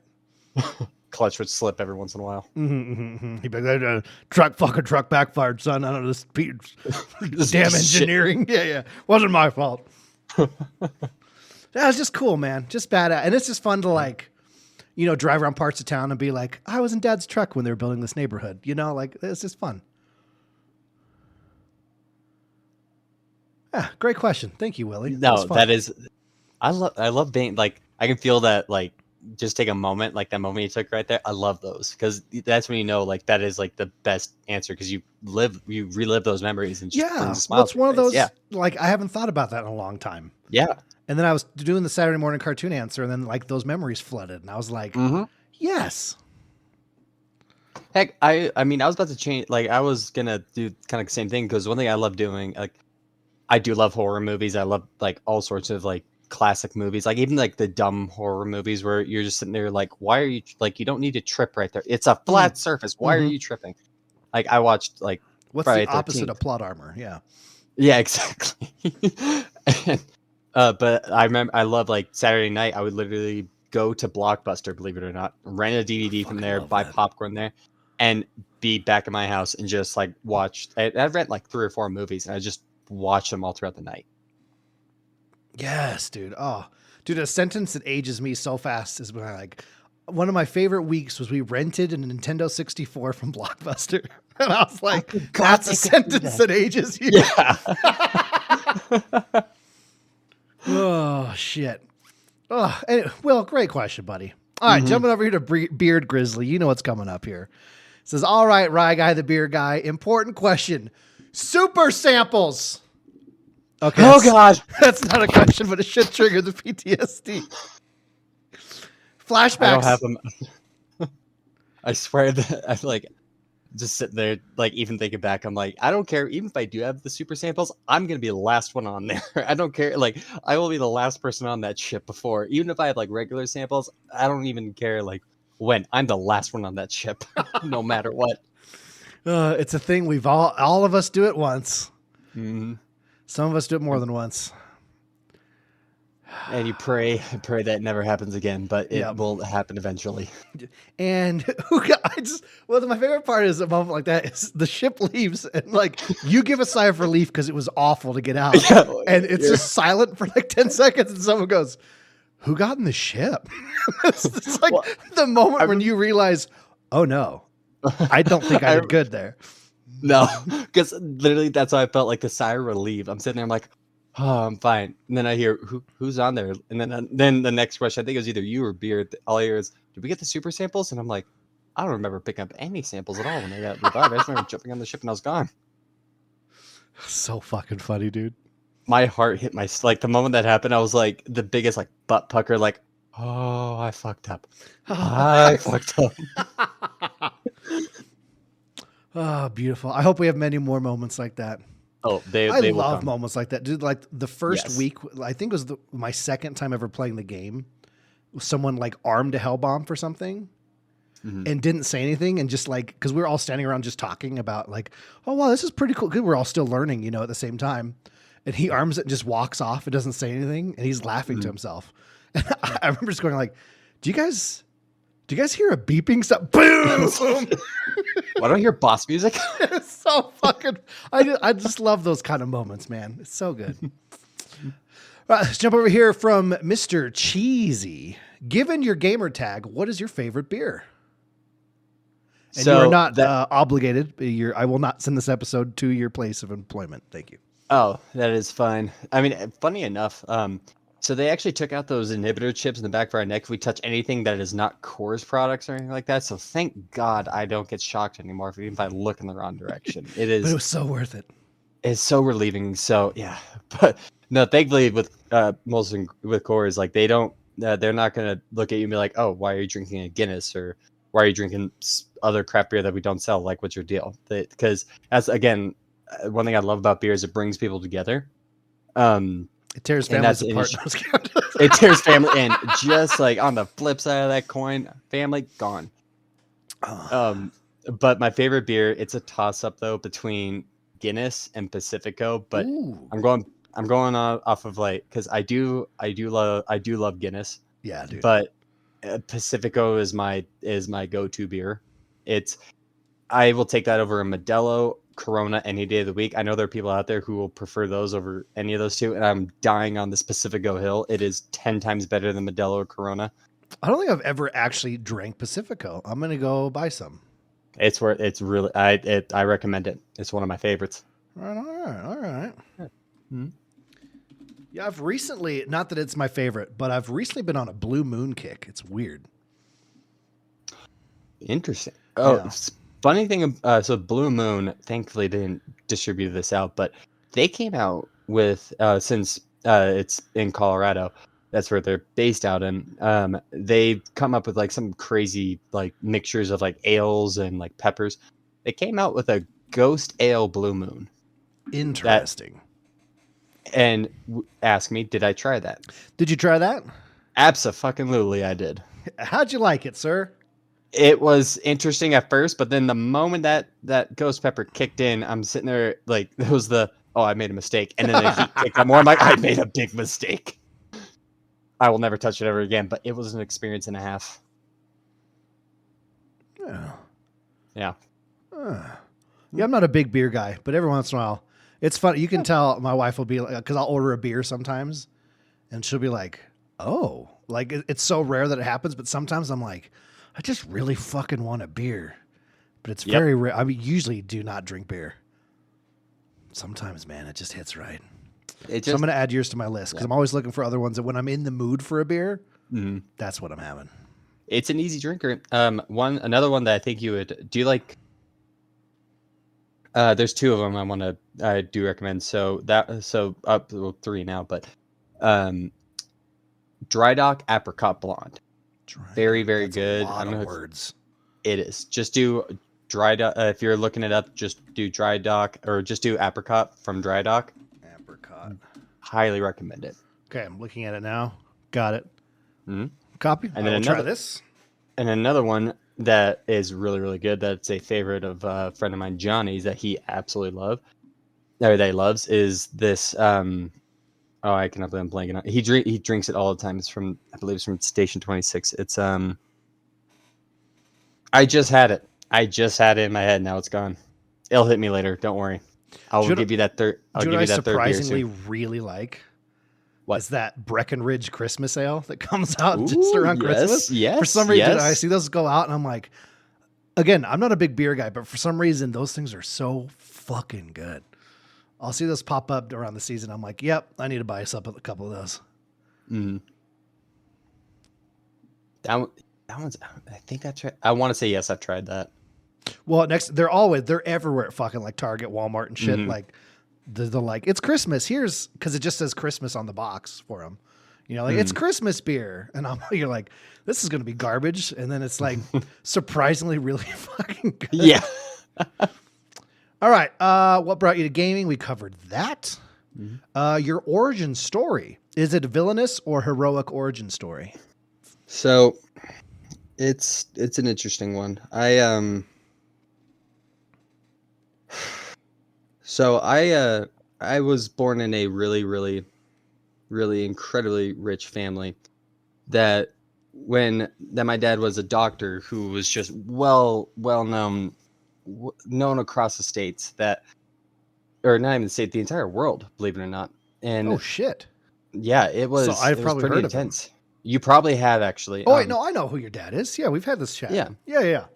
But this is where the story like it gets interesting. Okay. So we were watching a movie. We were coming out of a movie, and for whatever reason, my family and I want to go down an alleyway of all alleyways, and we got mugged, and both my parents were killed. And after that, I was just a weird kid growing up, and then I see this bat, and then I took on the persona of Batman. And if you guys are wondering if I am Batman, I have to ask you this. Have you ever seen me and myself or Batman in the same room together? No. That's a really good And that's question. my origin story. Yeah. That's a really good question. Have I ever The seen decrease you in crime? I Yeah. have noticed a decrease in crime. I have You're been welcome. noticing your toned, muscly body. Thank you. And you got a butler now, right? I do, yeah. Yeah. He has he guards are a manor. It's Wayne Manor. I don't know if anyone really knows about it or anything. But he guards it with a shotgun, actually, believe it or not. That has actual like pepper in there or like salt. So if you try to rob it, you're gonna be very surprised. Huh, if you try to rob in it. Mhm. All right. But no, my origin story, born and raised from Colorado, just living my life, giving out love and receiving love as much as I can. Oh, yeah. And that's why you're a prostitute, right? Oh, 100%, yeah. That's how I make the money. Cool. He works hard for the money. The money. Yep. I've got multiple pimps. He's that needed, man. Yeah, watch his calendar. It's a fucking nightmare. He does have it color coded by pimp though, which is really. I mean, you're very organized. Well, I mean, you gave me the idea. I mean, you're red, like you're top of the list. You're big red, dude. Your insides are disheveled, but your organization for the schedule, fantastic, on point. Yep. I'm my own secretary. Cat dog or cat dog person? First, love the show. Love Cat Dog. Growing up watching that, fantastic show. But I will say dog. I love cats. I used to not be a fan of cats until one of our my sister and my sibling, they had a cat named Oreo, black and white. Which I don't get how they could name that a cat Oreo that was black and white. But I don't know. He was an alright cat. But it was funny when I used to not like cats growing up. I was like 12, 13 years old, but I just did not like cats. I love dogs only. But this one cat didn't really like a whole lot of people, but it knew who family was. And so I remember one morning I woke up and he was just chilling on my chest, purring. And I'm like, oh, I guess you guys are actually pretty cool. And then after that, changed my stance. But if I had to choose cat or a dog, I'm choosing dog. Yeah, I respect it. Mm-hmm. I've been a cat person my whole life. Fucking love cats. They are they are amazing. Yeah. Well, I love that, like, when they want love, you give them love. And if not, they just exist. Like, we can go out of town for 2 days and just fill a giant bowl with food and another one with water and be like, all right, we'll see when we're back. And it doesn't fucking matter, you know? Yeah. It's great. And then like a dog, I recently got a dog. It's my first dog in my life. I've had friends with dogs, uncles with dogs. So I've been around dogs. I've never had my own dog. And it's like, yes, every day it's like another kid where you have to be very hands-on all the time. Mm-hmm. And when you're not feeling it, you're like, fuck, God damn it. But when you are just feeling it, God damn, there's just nothing like it. It's just fucking awesome. It's the best. Like when Morgan and I were taking care of our parents' dog Kong, I remember worked a 12-hour shift, dead swamp ass. I'm like, I don't want to talk to anybody. Open the door. There's Kong, or nice 90-pound Bernedoodle, just looking at me like, hello. And I'm like, all right, this is actually not that bad of a day. Yeah. Is like one of my favorite things in the world is coming home from work and then my kids are super excited to see me and jump at me. But I know there's going to be a day where they're too old. They're not going to give a shit. And that's not going to happen anymore. But the dog will always do that. Oh, every time. Yeah. There's also just the fact that a dog is always another child. So. Oh, I mean, there's days for it, and there's days where you're like, oh no. You're like you were like just 2 feet from like the tile floor. Just poop on the tile floor, not on the carpet. Oh my God. Tell me, you were just outside. What are you doing? Yeah. What kind of dog? She is a German Shepherd Blue Heeler mix. Oh. What's her name? Liara. Liara, beautiful name. Thank you. Thank you. Mm. Love her. So many pictures in the pet channel in the Discord, which again, everyone, there's this word that I'm using for the vocabulary of this median of media that is used solely for the purpose of audio is something that I should be better at speaking with words. And I am not. So there we go. Anyway, this podcast is based around the Elmer Fudd Games Discord and getting to know everyone inside it. There is a channel for pets. Please post all your pet pics. You will never be too annoying posting pics. I promise. Oh, there we go. Pet pics are always it. Now, feet pics might be questionable, but there is an NSFW channel. You can post your feet pics if you want. Wait, really? Good. Oh, I see it. We have an OnlyFans channel too. Is it? Hold on. Yeah, go ahead and go. Yep, yeah, that's exactly what I thought it was. I love it. I'm sitting there like it has like even my humor was talking like my logical side of the brain's like, no, it's this. Yep, and it sure is. Glorious. All right, next question coming in from my sister, Blue Laser. Let me pull these back up. Before we start, what is this? Fucking 2011? Do pineapples belong on pizza? So, just like ice cream, there are many flavors in the world. Amen. Like with pizza, there are many stuff in the world. So with ice cream, you've got your chocolate chip, you got your mint, which surprisingly is really good. I never thought it would actually be really good, but it is. But then when you got fucking pineapple on pizza, oh boy. Who hurt this person in real life that would think that is be a good idea? I am sorry, but no. You can like it, that's fine. But no, it does not. It does not belong on pizza. I am sorry. Will I eat the pizza? Depending on how hungry or how high I am. Typically how hungry, but still. So it's interesting you say that. Yeah. Because scientifically, it is the best flavor combo. Scientifically proven that the acidity of pineapple with the sweetness of pizza sauce and the dough, it's designed to be phenomenal together. And therefore, if you do not like pineapple on pizza, you just have horrible taste buds. You're a lesser human being. That's all there is to that. Let's move on. Wait, go. No, hold on. Time out. Go into the scientific. Explain yourself. How has science screwed up pizza this much? It was like, this is a good idea. Science of pineapple on pizza. Well, again, it's the base of the acidity of flavor combos that make your brain think things taste way better, you know? Or that make you it's that pleasure little diode in your brain, right? The acidity with the pineapple, with the sweetness of the sauce. Could have the crunchiness of the crust, even a soft crust, whatever. Those flavor combos coming together with the ham, everything. It's like it's supposed to be phenomenal for you. You know, and the fact you don't means that there's something wrong with you. Or my taste buds have high standards. It could be one or the other. I think. What's your favorite food? Yes. I don't think I found a food I didn't like, to be honest with you. That's a great answer. Yeah. There isn't anything I'm like, I will never try this again. No, Sweet and salty, baby. Pineapple sweetness complements salty, crispy pizza toppings like ham and sausage.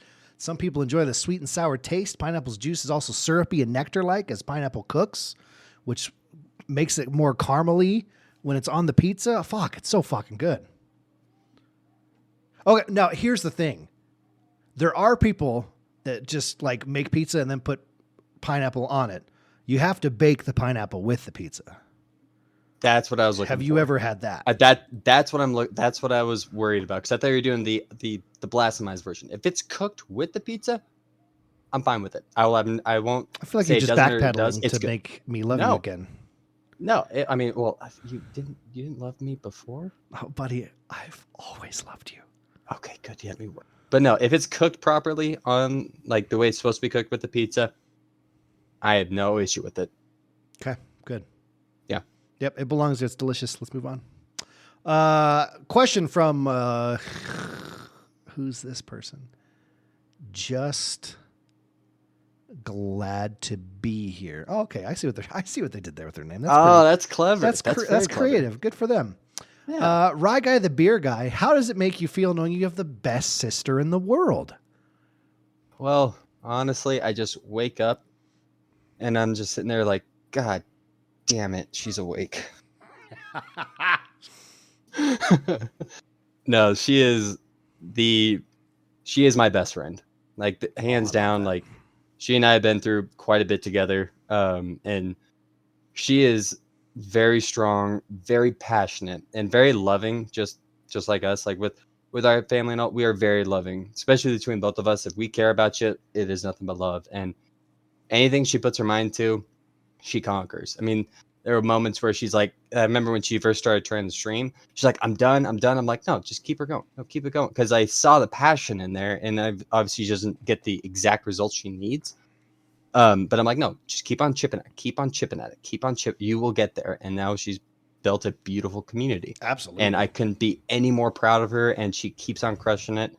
And it is the best. It is the best feeling knowing that she is in my corner, and we have such a strong bond together.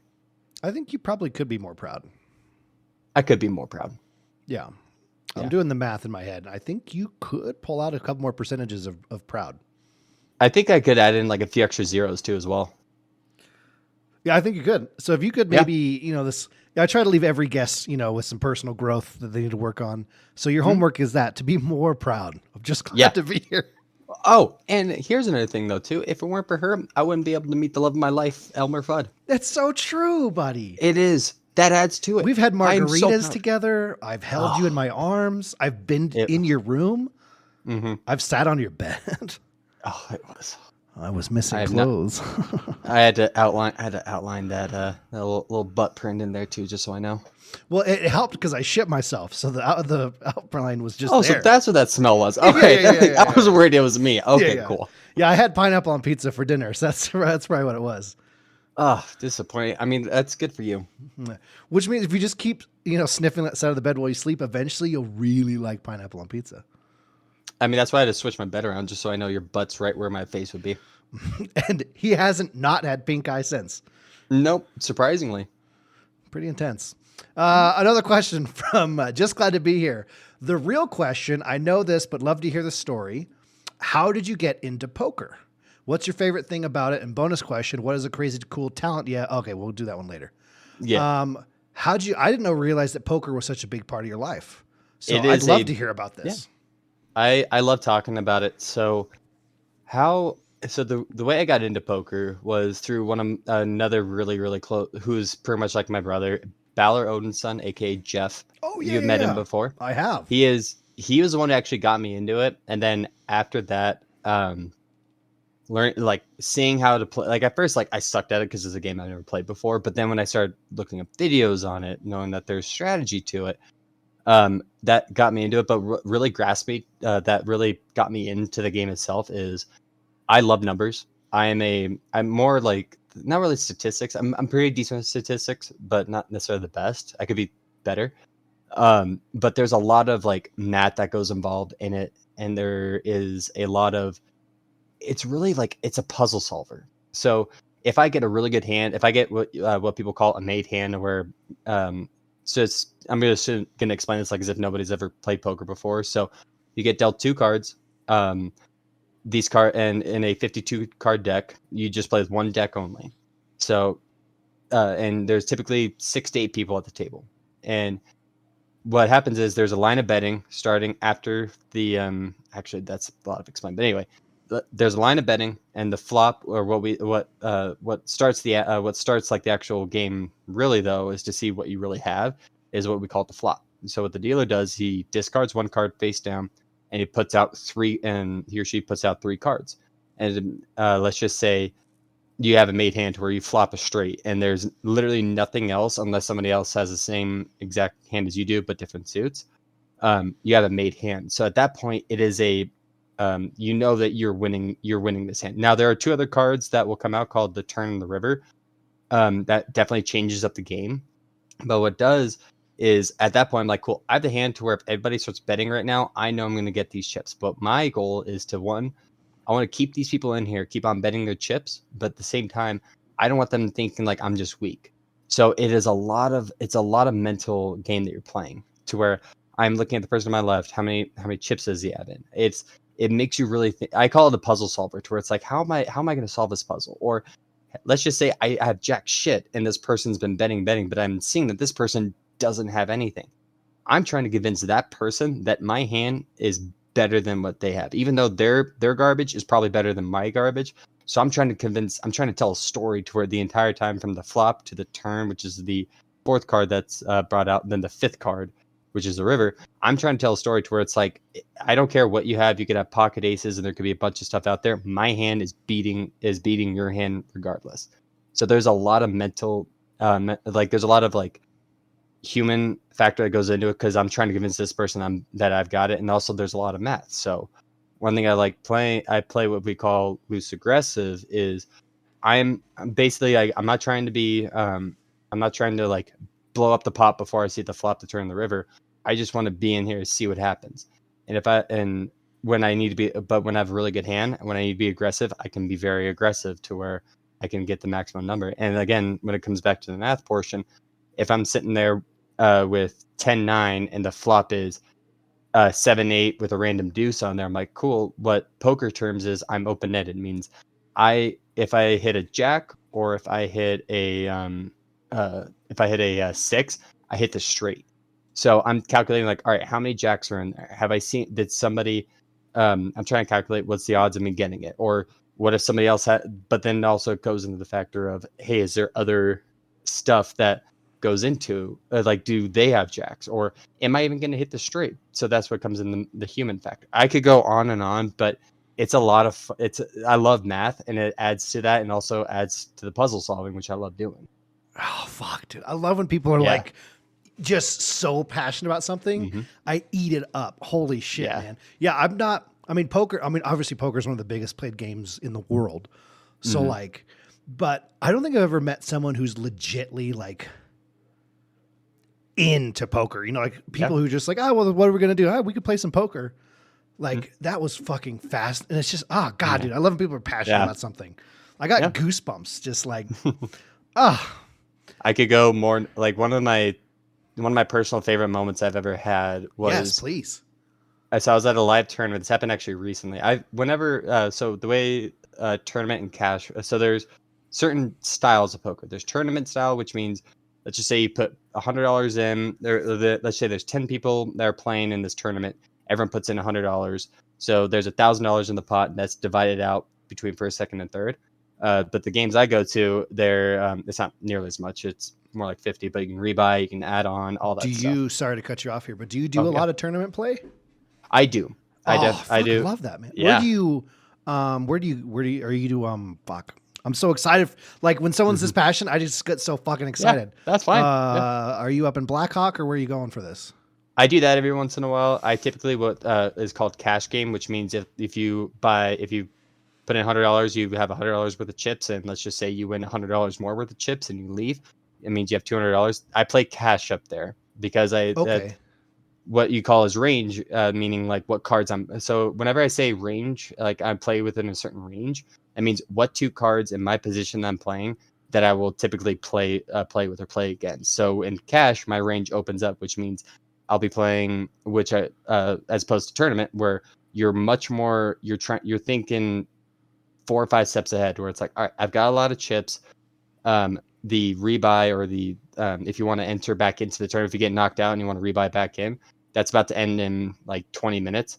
And I've got a ton of chips. I don't need to do anything crazy in that tournament. I've got a lot. I can coast on through before the rebuy period is done. But in tournament, my range is a lot more narrow. But as opposed to cash, I am much more open with it. I'm playing crazier hands I wouldn't normally do in poker. So in a tournament style. So with poker, so in cash game, under the gun, which means under the big blind. So there's big blind, small blind, and dealer button. Whenever the flop comes out, the under the gun is the third to act. It always starts with a small blind, the big blind, then under the gun. So in cash, I'd be playing hands like 6-5 suited when as opposed to if I was playing if I had 6-5 under the gun in tournament style. I typically wouldn't, depending on the table. If I'm up against really good players. So for instance, when I was talking about Jeff is an amazing poker player. I'm taking him a lot more seriously, to where it's like, no, I'm not gonna play this.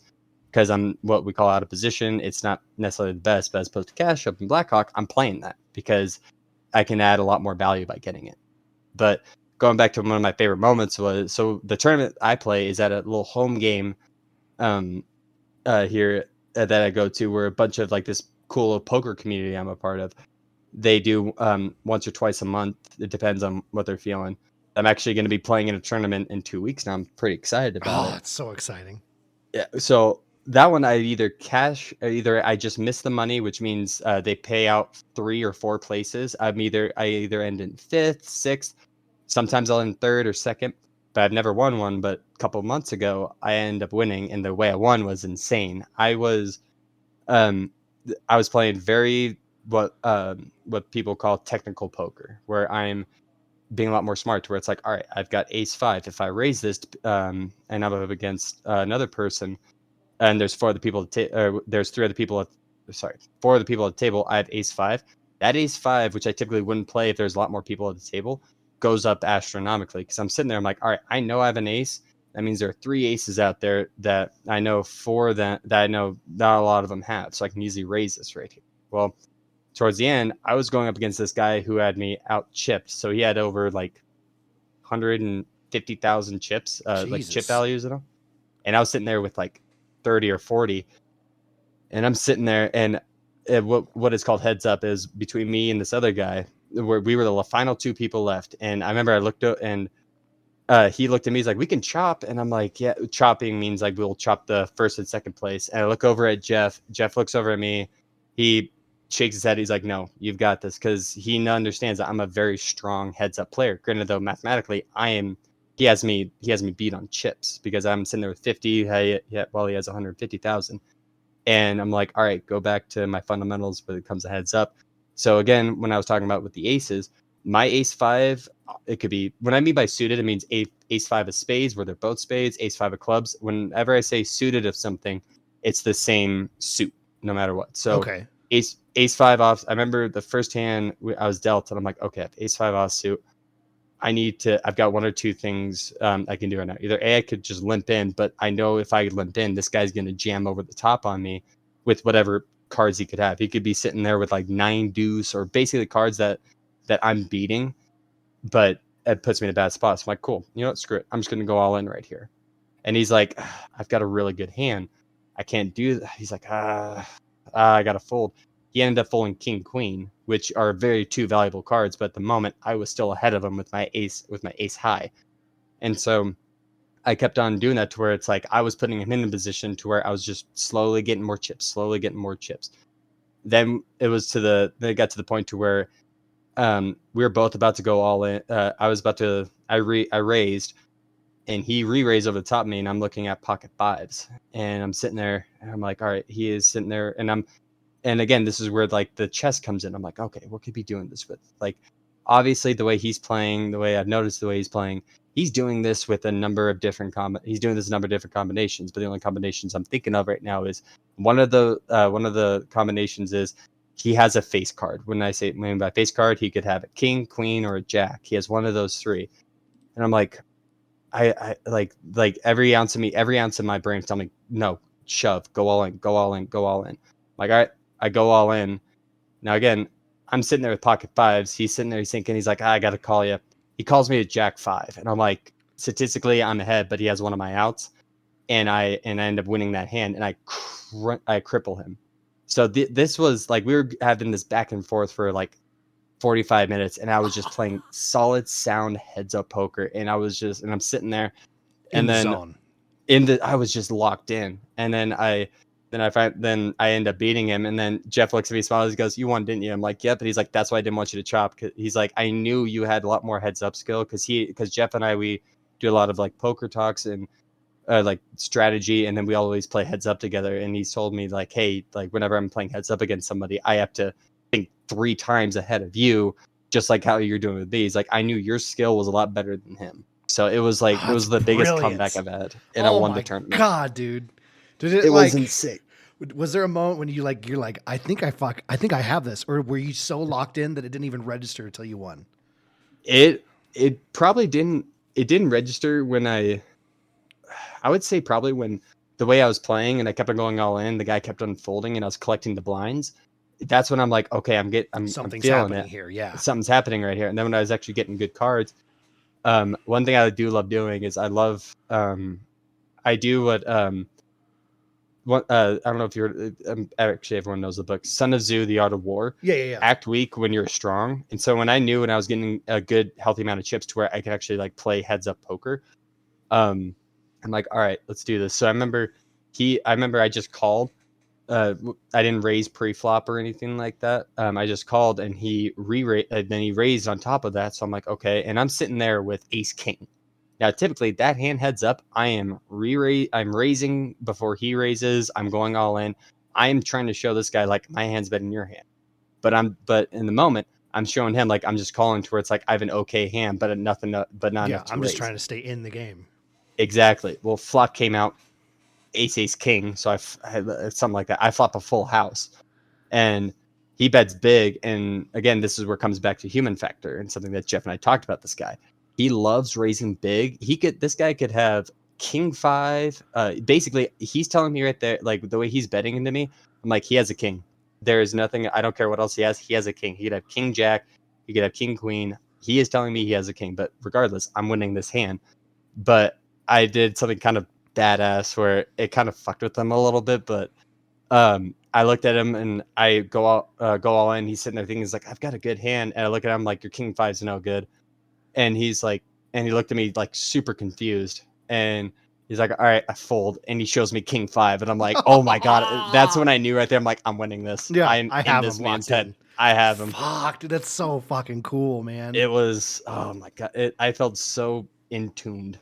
So just to add on to this question here, just for my own sake here. Yeah. So there's a lot of poker in movies and such, right? So it's always a big thing around. Yeah. One of my favorite movies of all time is Casino Royale, James Bond with Daniel Craig. Fucking gorgeous, man. Yeah, beautiful human being. His eyes, oh my. Like half the movie was the poker tournament. How was that handled in your eyes as someone who plays a ton? I don't play a lot, and I was like, I think things are happening here, but Go ahead. The way those guys were playing is, so they had a lot of money. Obviously, they didn't have any, based on like what the story's telling, what they're telling me. Like, let's just say I was James Bond, or I wasn't even James Bond, but I was in James Bond seat, and I knew these guys they're not like poker players. They're just gamblers. They just like playing with money. They're not thinking any strategy or anything like that. So the way they were playing it, like, I like especially how you with worded all that. in. They're just gamblers. They're not poker players. That was that's a line right there, dude. I'm not gonna lie to you. Yeah. Fuck yeah. Thank you. Yeah. But granted though, the scenario that's obviously movie stuff. The way they turned out, where it was like a full house over a nut flush, which means that guy had a king of spades, and he had the flush, but and the other guy had the higher full house. That could happen, but if it was actual poker players and all, they wouldn't even get to that position where everybody's still in there. Like I don't see that happening. And then James Bond winning with the straight flush, that which obviously is possible, but it was fun to watch. But I'm sitting there, I'm like picking everything out, and I'm why are you doing like, this? Yeah. Exactly. Like, why are you even in this hand? This makes zero sense. And but like, I remember even not knowing anything. I was like, it's obvious he's faking that tell. What are you doing, Bob? Yeah. Have you ever seen the movie Maverick, 1994, Mel Gibson? It's a Western. Yeah. I want to say yes. Okay, that sounds really familiar. It's another big poker movie. And he does a lot of like looking ahead and reading people and everything. And I thought, again, from someone else, I was like, this was well done. So I don't know if you'd seen that. I could poke your brain about that. I have a movie recommendation for you then. I would. That I absolutely love. It is called Rounders. Looking it is starring Matt Damon. That is the best poker movie. I knew I'd get that. It's amazing. That was going to be my next question, was what your favorite poker movie is. That's Rounders. Got it on my list. Has I can see that. John Malkovich in there, I believe.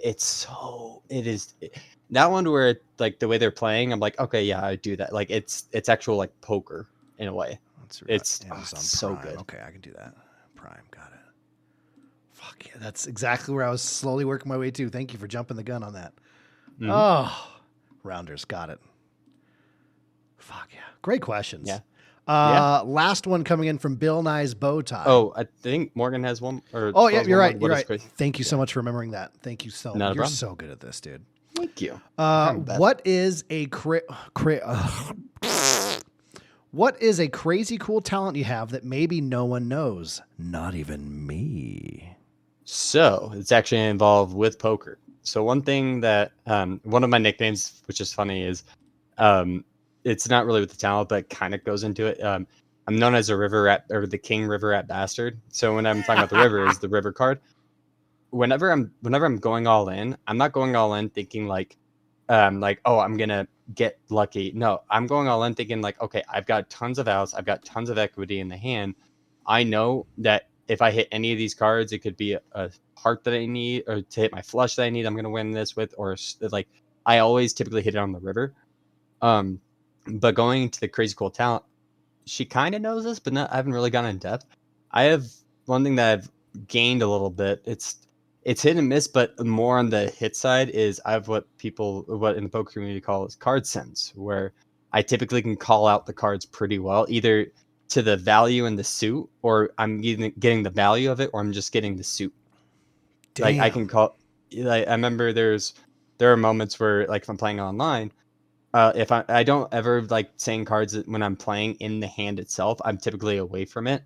And it's fine because I'm not in the hand, it's not adding anything. I just like calling out cards, and I do call it quite frequently. I'll be sitting there, and it's more for the fact that, like, again, comes in the numbers and how frequently I'm seeing these cards that are popping up. So if I'm seeing a lot of the times that a lot of face cards are coming up, I would typically like call out a face card with a value to it. But at the same time, I'm thinking like, no, actually, statistically, and the odds are telling me like, no, it's gonna be it's not gonna be a face card. It's not even gonna be an ace. It could be 2 through 9. Like that's what I'm sitting there, and I'll be like, oh, 5 of clubs on the turn, and then boom, 5 of clubs, and I hear, what is this voodoo bullshit? so yeah, that's a bit of a talent of mine. That's fucking so cool, dude. Yeah. But I don't know how to tell you this, but you're a fucking cool guy. You're awesome too. I'm that like this is amazing. I love this. I love this so much too. Yeah.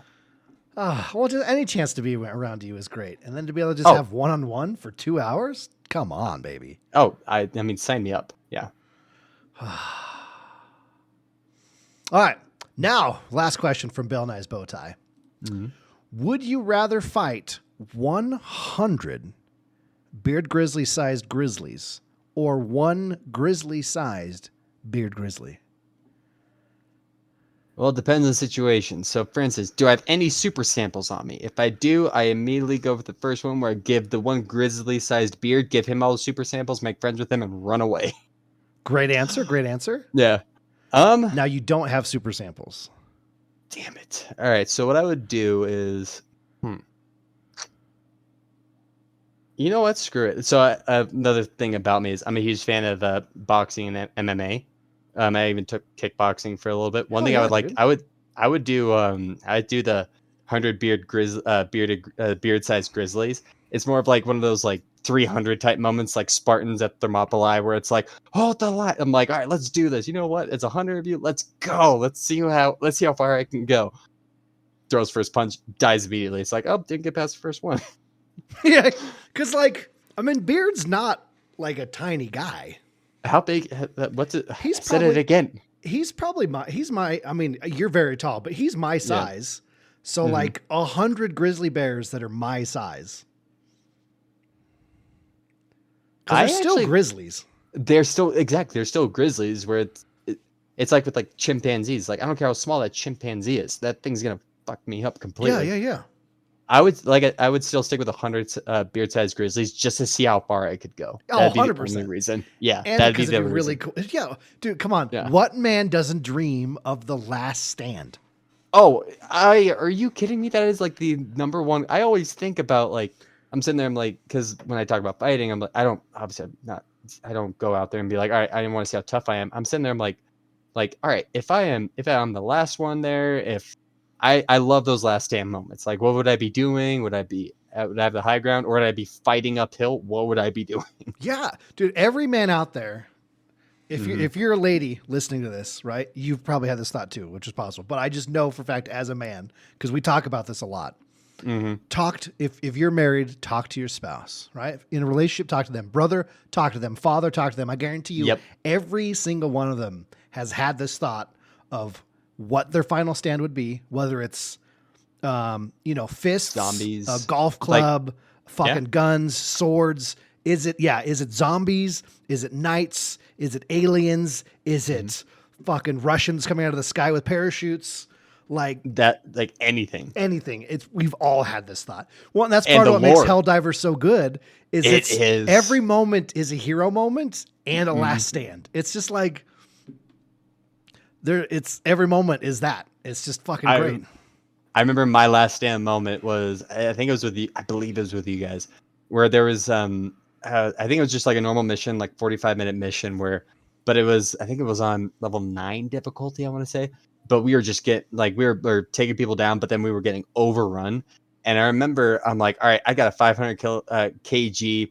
I've got 2 Bile Titans going at me. You guys are on the other side of the mountain. You're safe. That's right. And next time I see Charger coming out of right field, I'm like, well, it's been fun. It's been real. I use the 500 kilogram, throw it down, embrace it. I'm like, let's do this. And as I am just getting throttled by the Charger, I just see this beautiful cylinder coming in, takes the Charger out, blows not only myself up, but both the Bile Titans. I'm like, yes! I don't care that I die. Can you take me higher? Yeah. Oh, dude, fucking love that. The amount of fucking stories. Well, and it's something, I mean, even like something that crazy, but even some like earlier I was playing it, and I've got probably 250 hours in the game now. And I just dove off a hillside and killed 3 things before I landed. And that's not a huge thing, but I stood up and I was like, that was so fucking cool. Every moment is just yes. Yes. That was awesome. More. You're just shaking. You're like, that's what I'm talking about. Fuck yeah, man. You run out of ammo in your mag and switch to the big iron and blast something else in the head and fuck yeah. Yep. You're like, And well, we had a moment yesterday. I think it was yesterday. We were doing the new mission, and there was a moment that was so close to being the coolest fucking thing ever. We were getting overrun with bugs. I'm holding the line. Billy throws a napalm strike at my feet, and as it hits, I'm diving towards him. Right? Oh no! So I catch on fire midair, and from his perspective, I bet it looked really fucking cool. But there was a moment where I hit the ground, and we're like, I think I'm gonna live. And it's just bugs exploded behind me, flames erupting while I'm midair with the cape billowing, Oh, I feel it. And I was like, yeah. And then I died on contact. You died. Fuck no. But I was an inch away from surviving it. It was just so fucking cool, man. And you can't, and that's hard to replicate. It really is. You can't. That game replicates. I meant any other game. In Helldivers, you get those moments. Yeah. Every single time I drop, I know there's going to be, the whole mission could end up especially at higher difficulty levels when there's so much shit. It's either going to be I'm dead every 5 seconds, or the entire time is just fuck yes, fuck yes, fuck yes. That was amazing. Yeah. Holy shit. It's not even you can't even put that into words like that. No, you can't. Even words. You can. Yeah, what you just did, but it doesn't. I feel like it never fully embodies what you were going through. Unless you play it and experience it, you don't just saying it's a nonstop hero moment replicator means nothing until you actually play it and you go, oh, I get it. Yeah. Yeah, exactly. Fuck yeah, dude. I love you so much. I love you too, man. Thanks for doing this, brother. I'm happy to be on. I'm happy to have you. We need to play some games sometime soon. I'm not going to play Apex just because I know I don't have it. I just can't. No, that's fine. That's why we got Helldivers. That's why we got Helldivers anymore. I just can't. I can't compete. It's not a lack of the game. It's just a lack of me having game. We're going to play the shit out of Marvel Rivals, though. I'll tell you that right now. I would love to do that. That'd be a lot of fun. And I'd be down for some Overwatch too sometime. Yeah. Yeah. I will say this, so I do main Reinhardt, and I don't know if that's still part of it, but Reaper was my main. Reaper's there, man. Yeah. I'll play any role. So whatever you want to play, man, I am there to enjoy. Sweet. Let's do it. Sweet. Oh, anything you want to plug before we get out of here, baby boy? I don't have any stream, but hey, For any of you new viewers watching, watch Elmer Fudd Games. He's an amazing human being, beautiful person as he is, and he just brings nothing but love, joy, happiness, and hell bombs. That's all I gotta add. Ooh, a hell bomb. Was it? Ooh, hell bombs. I think that was you. Oh shit. Yeah. That's on TikTok. Go check that out. Fantastic clip. It was amazing. Oh, love it so much. All right, buddy. Well, All right. again, I don't have fancy music for any of this stuff, which I was going to do, and the community said not to, which means we have to figure out how to end your episode. This to start, I give you the option to either do one or have me make it up, but the outro, I don't care what happens. You're part of it. So we can make up a song. You could do a beat poem. I mean, you know, like however you want to end your episode, I'm here for it, and let's do it. I would say just like a quote, if that's okay. Yeah, we can just end with a quote. That's simple. I like that. Not necessarily a quote, but something, I don't know if it's quoted or not, but something I truly live by is, I would like to say to people out there, it doesn't matter how dark things may seem. Doesn't matter, things may seem dark. Things may seem like as if there is no end in sight, but my biggest thing, because I've seen it, I've dealt with stuff like that, keep on pushing. And I guarantee you may not feel it, but you've got friends, you got family out there who are there just to be there for you and want to see you not only survive, but thrive and be the best person you could be. Basically, just keep on going, keep on doing the things you love. Oh yeah, I love that. Well, Yeah. and to throw onto that, then I'll try to throw something in there as well. But Yeah. you know, a lot of positive changes happening in the world. You know, things going on and everything. And a great quote from the great Benjamin Franklin: "Well done is better than well said." Don't just say it. Fucking act on it. But yep, exactly. Oh, I got one more quote actually. Okay. Hold on. It was actually from one of the residents of Hiroshima. It goes, "What the fuck is that?"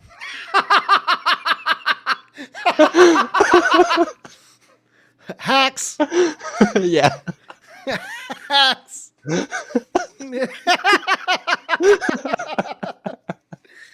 Oh my god. Get shit on, Japan.